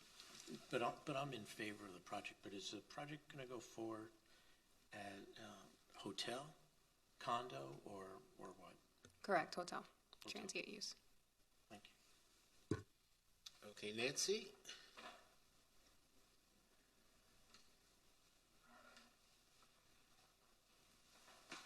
Nancy, you there? Yes, I'm sorry, I'm mute. Now, I'm fine with the whole presentation. Very important. Thank you. Thank you. See, have we done everybody? Oh, not just like Laura. Thank you so much for the presentation, and I definitely agree it's consistent with the historic context of the district. Looking at the map, it's actually kind of in the heart of the district, so it'll be a great completion, I think, of that immediate area around that historic district. And it's great to see an applicant be, proactive and really seeking, the benefits of historic preservation. And I think, as you alluded to, most importantly, that historic preservation provides a sense of place, and it's so important for these structures as they continue, as Jack kind of mentioned at the beginning, those 60s buildings to continue to preserve them as well, because they are important to the legacy of the city and the identity of Miami Beach. So thank you very much. Thank you. Okay, so we should have a motion. I'll move it. I'll second it. Okay. Let me call the roll. Mr. Litt? Yes. Ms. Weinstein-Berman? Yes. Ms. Liebman? Yes. Mr. Klein? Yes. Mr. Finglass? Yes. Okay, motion passes. Bravo Congratulations. to you. Thank you for your time. Thank you. Thank you.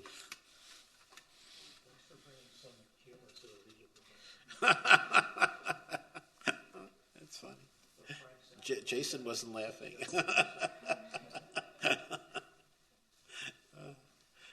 I'll bring my clown nose next time. Okay, I guess we're moving on to the last regular application, and then following that, we have one discussion item today. The next application is HPB 210465. This is 360 Meridian Avenue. An application has been filed requesting a certificate of appropriateness for modifications to the north facade of the non-contributing multifamily building. Okay, this is a pretty simple request. The existing building was built in 1968. It is a residential building of 6 stories. As Jake just described, the current proposal is very minor. It's limited to the north elevation. There's existing window openings, and the proposal is to convert those window openings into sliding glass doors. These areas of the building that will be demolished are located behind existing masonry railings, so it will be almost imperceivable, the change from the pedestrian point of view.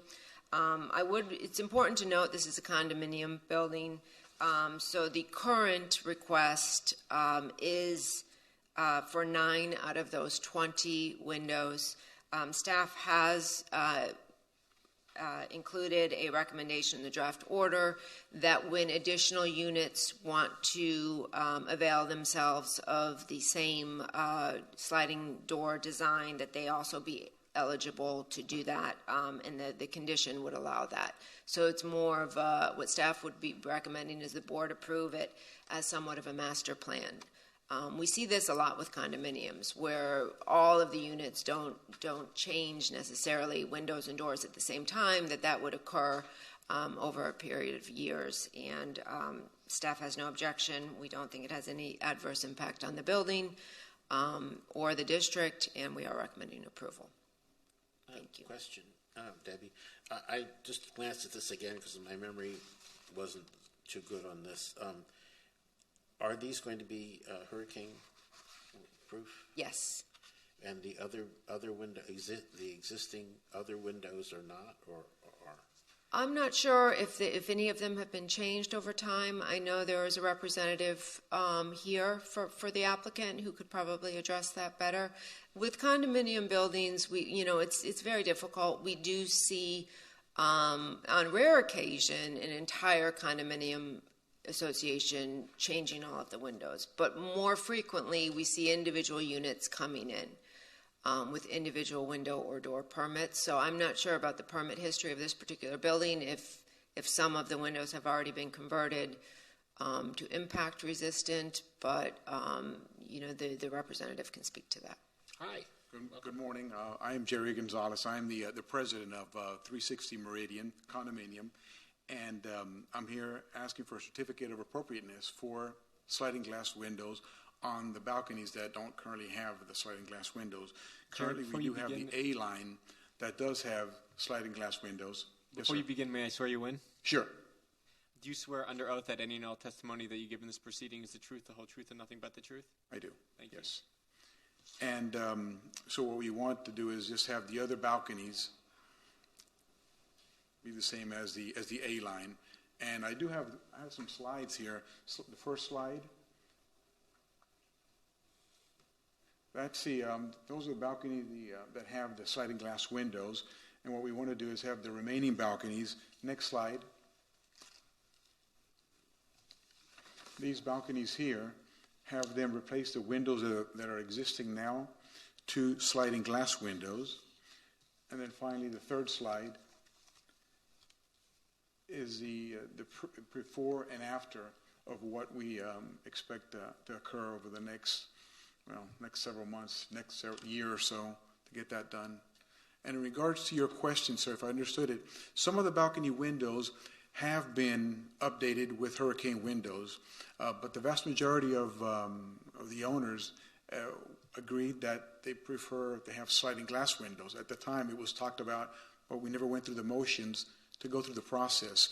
But it was determined based on obtaining all the votes that the vast majority, almost 90%, felt that this was a definite improvement, and that's basically is what the code, our condo docs requires, that 67%. So we go way beyond that.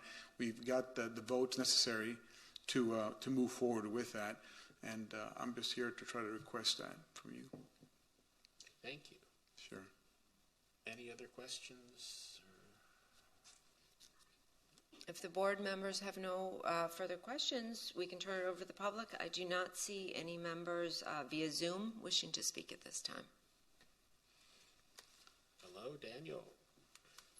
Okay, thank you. Daniel Serrato with Miami Design Preservation League.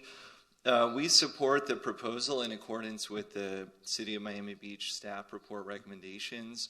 It's interesting to see a non-contributing building already be adaptively reused.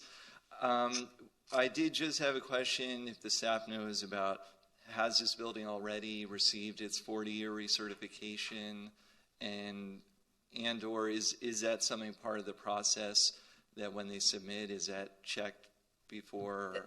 I would refer you to the building department. The city's building official and building department are the entity that handles the 40-year recertifications that are required by Miami-Dade County. The applicant is more than welcome to respond if he would like to. Thank you. Yes, absolutely. We're fortunate that this building is, of all the buildings in the area, when I compare it, I think this building is one of the better maintained buildings because we're on top of it. The 40-year and also the 15-year have both passed a certification, and we're always on top of it. I want the walls clean, I want the walkways clean, I want no rebar showing, so we're on top of it. It's we keep a tight ship, and we've got excellent owners and excellent renters there. Thank you. Any other? I just had a question, just for clarification. We were talking that this is not all units, right?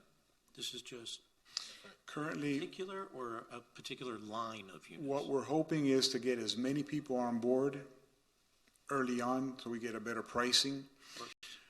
But realistically, it may take a group initially may come on board. A few months later, maybe others might do it, but our intent is to get as many people as possible early on. I know the fourth floor right now is all, for the most part, I believe, all going to be redone, everyone on the fourth floor, and a couple on the top floor. So we've got 4 to 6 that at this point have agreed that they're ready to go. Okay. And I don't think that I don't feel that the change is going to affect really how the building is viewed because of the balconies. Right. So I'm certainly in favor of this, and thank you. I think it's an improvement to your building. Thank you. Okay. Anybody else? Okay. Debbie, we should have a motion. I don't see anyone else from the public, so you can make a motion. Okay, we're going to make a motion. Who wants to make a motion? I'll make a motion to approve it. Okay. Do we have a second? As presented. Second. Second. I'm going to This call. goes for the full, the units that aren't. This would be to allow for them all to, over time, okay. match. Okay. I'm going to call the roll. Ms. Weinstein-Berman? Yes. Ms. Liebman? Yes. Mr. Litt? Yes. Mr. Klein? Yes. Mr. Finglass? Yes. Okay. Approved. Congratulations. Thank you for your time. Thank you. Okay, Mr. Chair. The last item on the agenda today, this morning, I can still say this morning, and it's the last regular item, is a discussion item regarding the Palm View Neighborhood Plan. In your package, we had included the presentation that was given to the Historic Preservation Board on November 10th, 2020, so it's been quite some time.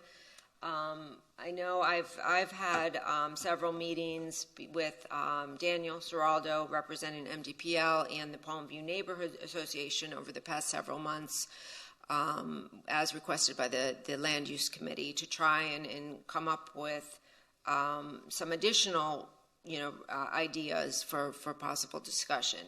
At this time, I don't have anything, and I don't see the members of the Palm View Neighborhood Association on the line, but at this point, I think it's critical that we wrap this up. This is a pending item at the city's Land Use Committee.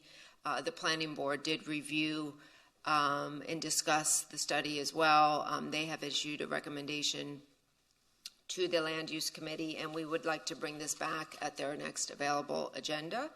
So I do want to point out that in November, the board had issued some preliminary recommendations. And I'm just going to read those in to refresh everyone. So going through the neighborhood study, which is broken up into different chapters for different disciplines, the board made the following recommendations, and this is from the November 2020. The board was not supportive of any proposal to de-designate the Palm View Historic District. The board is not supportive of the wholesale reclassification of all buildings constructed after 1929 as non-contributing. The board is supportive of exploring changes to the land development regulations that would incentivize the retention and restoration of contributing buildings within the historic district. And the final recommendation was that the board was supportive of the proposed infrastructure upgrades that are also outlined in the neighborhood study.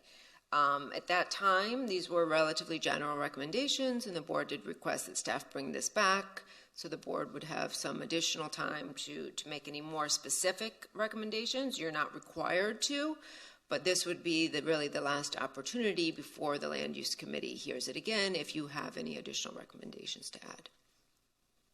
Okay, thank you. Any board member would like to comment? We'll start off with Nancy. I have to think about this first. Okay, we'll come back to you. Good.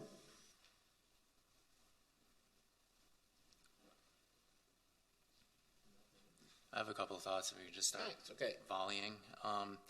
So there are a couple statements in the summary report that we got that I was just, and maybe it's an open and closed issue because of the discussion that we had last year and put forth those recommendations, but just to help understand the basis for the statement that the period of significance is not established.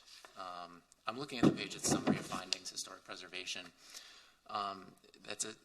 It's stated like a fact, but I couldn't find the 2019 Palm View Neighborhood Master Plan to see if there was any analysis that went in, to back that up. Because when you look at the designation report, the period of significance is 1920s to 1960s. So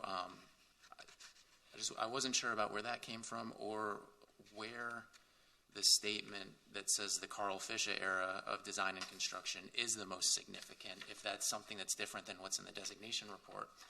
And the reason that it makes me somewhat uncomfortable is that there's, the designation report captures the rationale and why a district meets the criteria for designation. To me, that's not really a matter of convenience. It's a statement of fact about what the characteristics are. But we might need to address if there's a change in values, maybe at this, at the city level, for what the purpose, or how the historic district fits into the current context of the city. If that's something that we need to revisit, but that doesn't seem to me as clearly what was happening here. It's just some statements presented as fact, and I was wondering if there's background on that.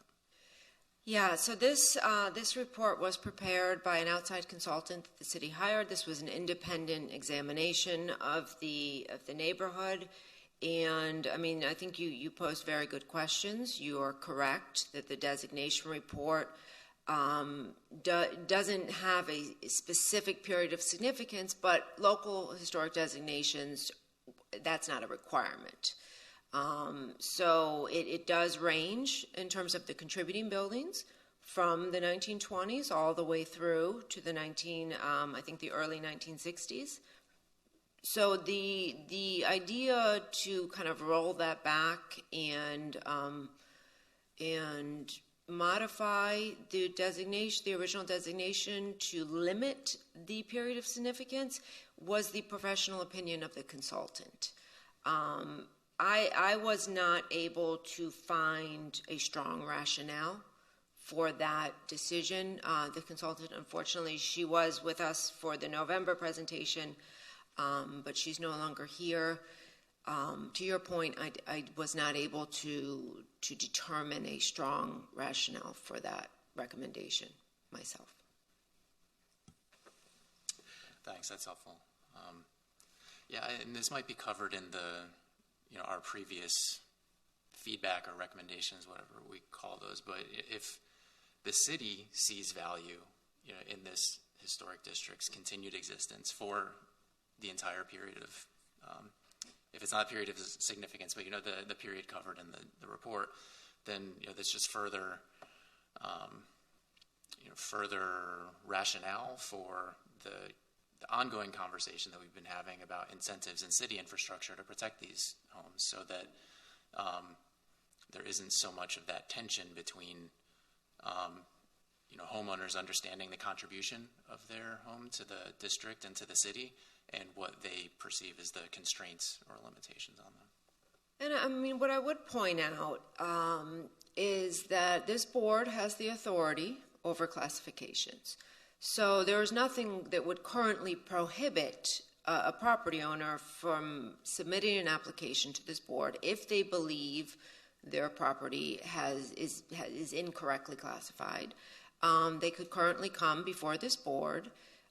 We have reduced noticing requirements for reclassifications and present their case to the board as to why they believe their classification should be modified, just like we saw, moments ago with the application on Collins Avenue. So that's still within the board's power. That is still within the right of any property owner to bring that to the city's attention and have us look at that.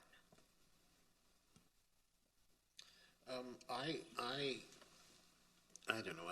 Last time I looked at this, or this last several times, I did not really understand the rationale for continually using the Carl Fisher's so-called period. I don't think this should be. I don't think a study should be. The parameters should not be that way. It should be looking at everything for the value of all buildings, whether they contribute, not contribute, whatever their age. And I don't know why that was specified that way. And it's been a long time, and I see Daniel is still here. If he, I was just curious if MDPL has any information or maybe new information since this has been discussed that might enlighten us as to the position of a preservation organization regarding this study and any proposal that may come or should come from it. Okay, sure. I'm happy to speak for a couple minutes. So obviously MDPL, we have a serious concern about climate change and resiliency and its impact on Miami Beach. At the same time, we struggle with this issue of this neighborhood. It was a neighborhood where the residents came originally to designate, and now there's a group of residents that seem to want to undesignate. We really wanted to try to understand the specific tangible issues that they were facing in order to find how we could try to address those. One of the bigger issues we heard was about flood insurance rates and how they were rising. And so we actually took a deeper dive with some of the property owners there, and we looked at their flood insurance estimates, which were, for two of them, they were approaching $10,000 a year for a home. And we actually took it to another flood insurance provider who informed us that the estimates were improperly done. They were done for investment properties and not for single-family homes. So we were able to provide those owners with new estimates at $2,500 and not $10,000, which we think is a big positive out of this this exercise. As far as the next step, and there's now two groups actually. There's the one called the Neighborhood Association. There's another newer group called WeLovePalmView.com.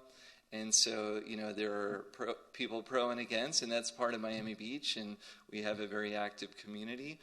At the same time, we're not aware, and maybe Debbie could let us know if there were any applications to this board from the neighborhood that were denied, or, there's a process here that most of the rest of the city follows, and we believe the process is a good one to go through the HP board. And then finally, I wanted to mention that we have an ongoing issue with some properties there that have a lot of violations. There's one in particular where the seawall has collapsed, and there's some properties that are deteriorating. And so we want to be there to support the residents, and we also, as MDPL, support the continued preservation. If anything, this area has become more beautiful over the years as we see other undesignated single-family neighborhoods being really completely kind of ripped apart and redeveloped. And one thing from the designation report that stood with me was how it talked about the continuum of 20th century single-family architecture, which I think as we see more of the redevelopment outside, this neighborhood will really continue to be that jewel if we can continue being proactive with the residents, addressing their concerns, because there are legitimate concerns. And we all want to make this a more resilient city, but we do feel like preservation can help with that, and that it's not necessarily a hindrance. So I don't know if that answers your questions, Jack, but just wanted to provide an update. Thank you. Very good. Thank you so much. It was Jack? very enlightening. Nancy? Jack, it seems to me that every time I come to a meeting, we hear the same thing from these same people. I was waiting to hear if Daniel had completed the survey of how many people are actually trying to kill the Palmview and get on with other things like demolishing or building taller buildings or whatever they're trying to do. I have yet to figure it out. I was the city commissioner who brought this to the table, I think it's about 25 years ago. The entire community at that time was so supportive. They applauded it. They came to meetings. A lot of the buildings were upgraded. Everything was fine until all of this conversation started here at the HP board. They want to get rid of the designation, which is unheard of. I think that we should just stop listening to that kind of rhetoric. And I would like to know how many of the many people who live there who you don't hear from,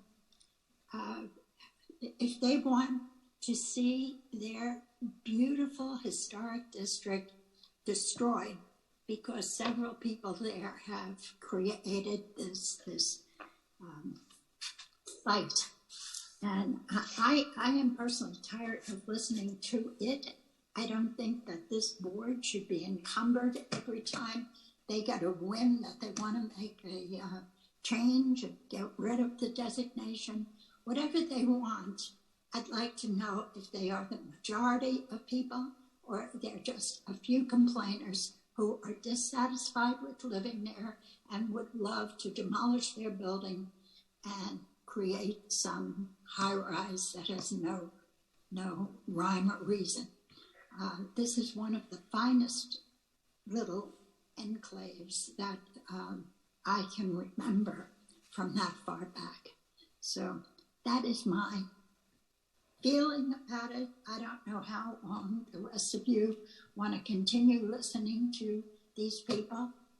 We don't hear this from any other community. All we hear about from the other communities are how they want to expand what they have and repair it and let it move ahead as a historic place. That's what Miami Beach is now known for, and that's something that should be considered. And not just a handful of people who they should want to sell their property and do something that doesn't belong there. Thank you, Nancy.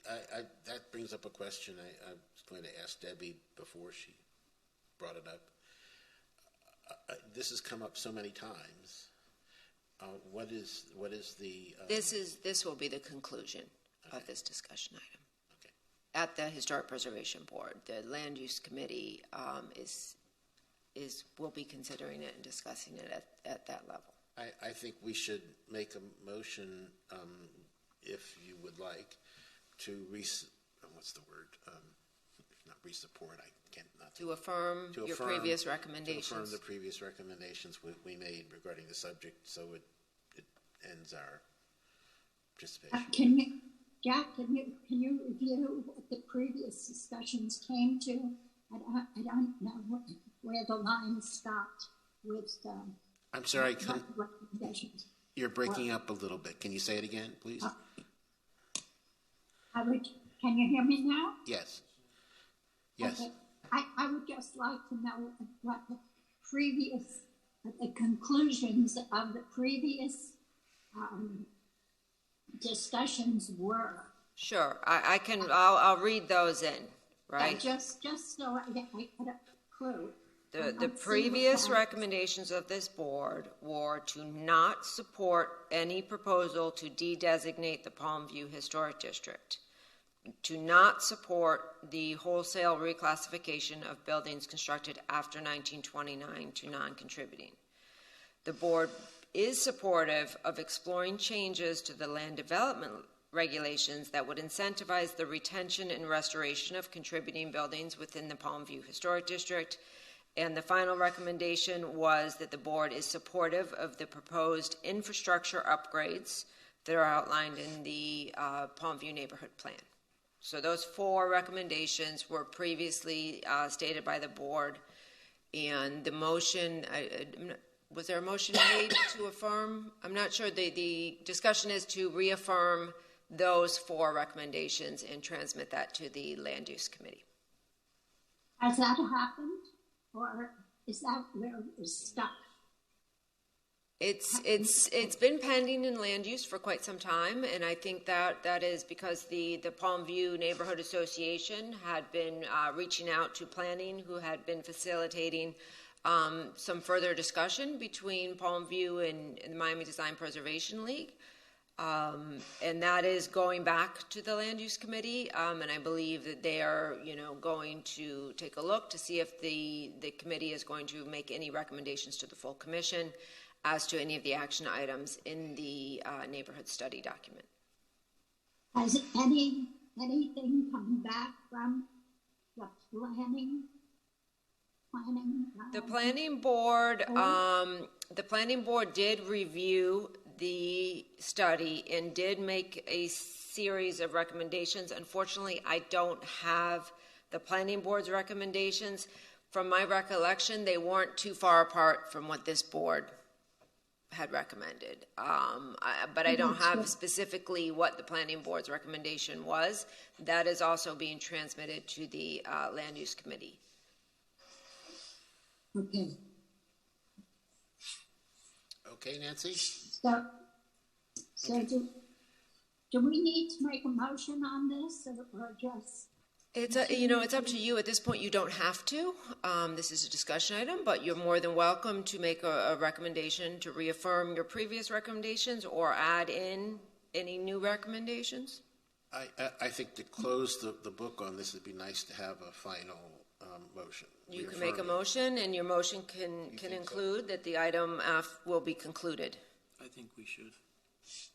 Max? Is somebody making that motion? Wait, Nancy. Max? Well, just I thinking can't if hear. we're Wait a minute. Wait, hold on a minute, Nancy. Okay. we're reaffirming if we wanted to add another thing that we're for, do we feel comfortable with adding to our recommendations that the city continue to explore the resiliency district and design standards for resilient historic structures within those districts? Yeah. Just thinking strategically, is that there are things that we are against with it, and then things that we would be it for. makes it appear we're for many things too. Yeah, it doesn't hurt. It might help. So, I think that's a good idea. Okay. And So can we you can- repeat that? I cannot hear. Yeah, that we would support or encourage the city to continue to explore the resiliency districts and design standards for historic structures in resiliency districts. It was part of the recommendations for Palmview. Well, is that to include the Palm View continuing? Yeah, it was Or in the is this neighborhood just study. generic? Just generic as a neighborhood study? It was one Yes, of the yes, it strategies. was. Max says yes. Yeah. Page 14. I don't think she has the stuff. Okay, but I think let's. You want to add that? Okay, let's add that to our affirmation, if you'd be so kind. I think it's very important that we do this. I was just in Charleston last week, and I seemed to ask some questions of people that were looked upon like, what kind of stupid question is that? But from living here and sometimes being on this board, but I'm a lifelong resident of Miami Beach, pretty much. Money talks, and in some areas, money doesn't seem to talk as loud. And I think that I just can't imagine in Charleston that there would be even this discussion. So I'm supportive. Okay, so that was a motion. Max made the motion? Or did we make a motion yet? I was recommending to add, and if we're good with that, I'll make the motion to affirm our recommendations with the one that we added today. I'll second it. Okay, and to conclude the item. To conclude. Okay, motion second. All those in favor? Aye. Okay, that's unanimous, and thank you. We will make sure that that is included in the Land Use Committee update. Thank you. And that's all I have, Mr. Chair, for today. I have one more question, which I will bring up every month, and Jason can tell me if it's not proper, which I'm sure he will. Do we have any update on the Port Deauville? The only update I have for you is, I believe, the same update I provided at the last month's meeting, which is that the Deauville is currently set for trial in January. But I've seen plans floating around with a local architect's name on them. I am unfamiliar about that aspect, but just with respect to the litigation, there are motions that are pending, and the trial is scheduled for January currently. For we non-attorneys, what is? I hate to be so ignorant, but what is the purpose of a trial? What are the potential outcomes of a trial? I'm not asking opinions. I'm just saying, where does it go? I mean, what? This is taking an inordinate amount of time, and the more time that passes, the more damage is done to the complex. Well, a lot of that is going to be determined based on the motions that have been filed to date in order for the court to provide some guidance as to the path with which the trial is going to take and whether and how it can proceed with respect to the city's demolition by neglect ordinance. Is this something that's going to take forever, or 6 months, or a year, or there's no way to know? There is no way to know, but all I can say is litigation is a tedious and time-consuming process. That's why I came over to the transactional side. And Mr. Chair, if I could just respond to Mr. Klein's question. So the litigation that is currently pending right now does not preclude the property owners from working with the city and submitting an application to this board. So we have had a few very, preliminary discussions. We have spoken with architects, and if they would like to come up with a solid proposal, they could submit an application for a certificate of appropriateness for, very similar projects that you see all the time: partial demolition, restoration, and new additions for the site. So we will continue to work with them if they show interest in wanting to come up with a design to show before this board. So that's also continuing, and we're hopeful that we'll see progress on that side. And one more thing that brought up another light bulb in my mind. There's been no movement apparently on the property which is certified, which we allowed to be demolished, and which was promised to be rebuilt on Lower North Bay Road. I forget the lady's name, but sorry, Delphine. That's now been gone for 2 years, and there seems to be no action. The last time I looked, they did have a building permit for the project that the board approved, including the reconstruction. I can check the status of that building permit, but they were issued a full building permit. So at this point, they've met the criteria that's required from the board order to obtain the full building permit within that time frame. They can continue to renew that forever, basically. That's up to the Florida Building Code has benchmarks for the extensions of building permits. This board and the planning department does not have jurisdiction over that. So our role is finished there, basically. Unless the permit becomes invalid for a particular reason, which could happen, then it would be subject to violation and could be required to return back to this board. Yeah, because this is a very important issue, because the time is against all of this, and we seemingly have no teeth, and this is a very bad example, I think, for others. It's a shame that we can't come to some happy solution to whatever problem exists. I don't even know what the problem is, other than they haven't started. I wish them well, and I hope they can begin construction soon, because the longer it sits, I think it just leaves a very bad taste in a lot of people's mouths. Okay, anybody else have anything they want to bring up? I do have a question in reference to the Deauville, and it seems this Lower North Bay Road kind of is connected there, that they could just kind of languish as well.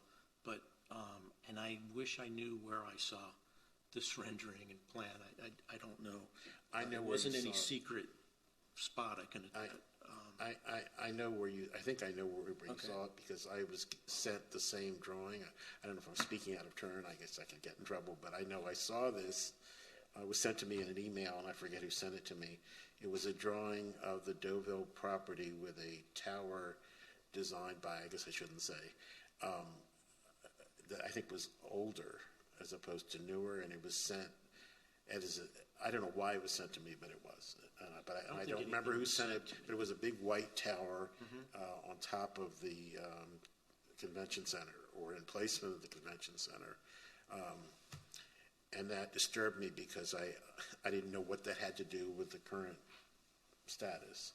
So I was Well, wondering. yeah, I mean, I don't know what you saw, because I wasn't, copied on the same email you received. But, previously there were large projects approved for this site. So I don't know if you saw the older one. I think the last approval was in 2015, and I could be wrong about that, but I think it was 2015. There was a tower addition. I believe it was a 200-foot tower addition that was approved for the site, which also included a significant amount of restoration and some partial demolition. That project is expired, so they couldn't, pull a building permit for that if they wanted to. Now, they would have to return to this board. There's other ideas that they've, the owners and a few different architects, to be honest with you, have kind of approached the city about. Again, there's nothing prohibiting them from submitting a formal application or plans for staff to review and comment on and bring to this board. But that just hasn't occurred. We're going to do everything in our power to continue the dialogue and working with the owners, because our only goal is to get this building back online, not only because it's an incredible historic property, but also the current situation is having a severely negative impact on the surrounding historic district, which includes other hotel properties, it includes residential properties. So it's having a dire impact on that area, and so we are just going to continue working with them, and hopefully we will see at some point in the not too distant future a proposal that we can bring to the board. Is there anything proactively we can do to help? No, I guess the answer is no. No, and until there is an application submitted to the board, you should just, Daniel, wait for something that would be formally before you would, make any comments. That's my only recommendation. Then enlighten us. Mr. Chair, no, I just wanted to say that this board has done a lot proactively as far as, first off, the Deauville was listed on the Florida Trust Most Endangered list a couple years back. And now we have the city of Miami Beach, for the first time ever, as far as I'm aware, taking their full legal might towards the demolition by neglect ordinance. So, as much as it might seem to people like, oh, things aren't going as fast as we would like, there's a tremendous amount of resources that are going into this. And I think we have to continue to support what the city's doing and encourage the owners to do the right thing, and hopefully we'll have a good outcome. Thank you. Thank you. Okay. Anybody else have anything they want? The only other thing I have. Sorry. See, you're grabbing your papers. There's a lot going on under that bonnet, I'd say. I'm freezing. I need a blanket. The band shell. Just if you just yes. So it's a great positive way to end the meeting. The designation report will be presented to the board at the September meeting. We are also working. The Rhythm Foundation and Don Worth reached out to me. They're having a celebration. I think it's I don't know what anniversary, but it's a large celebration. And so what we're trying to do is get it to you in September. Also get the designation to the planning board in September. So by November, we potentially could have our next historic site at second reading approved by the City Commission. So we're working on, as fast as we can, and it's an exciting thing, and I think it's something that the city can really be proud of. Thank you. So I think Nancy should have the last word, since she's been brave in New York since March. We should let her have the last word. Nancy. I think Nancy left. Passes. No more Nancy. Okay. So she has left the building. Do we have a motion to adjourn? Yes, all those in favor. Okay, see you in September. Have a wonderful August break. See you soon. Bye.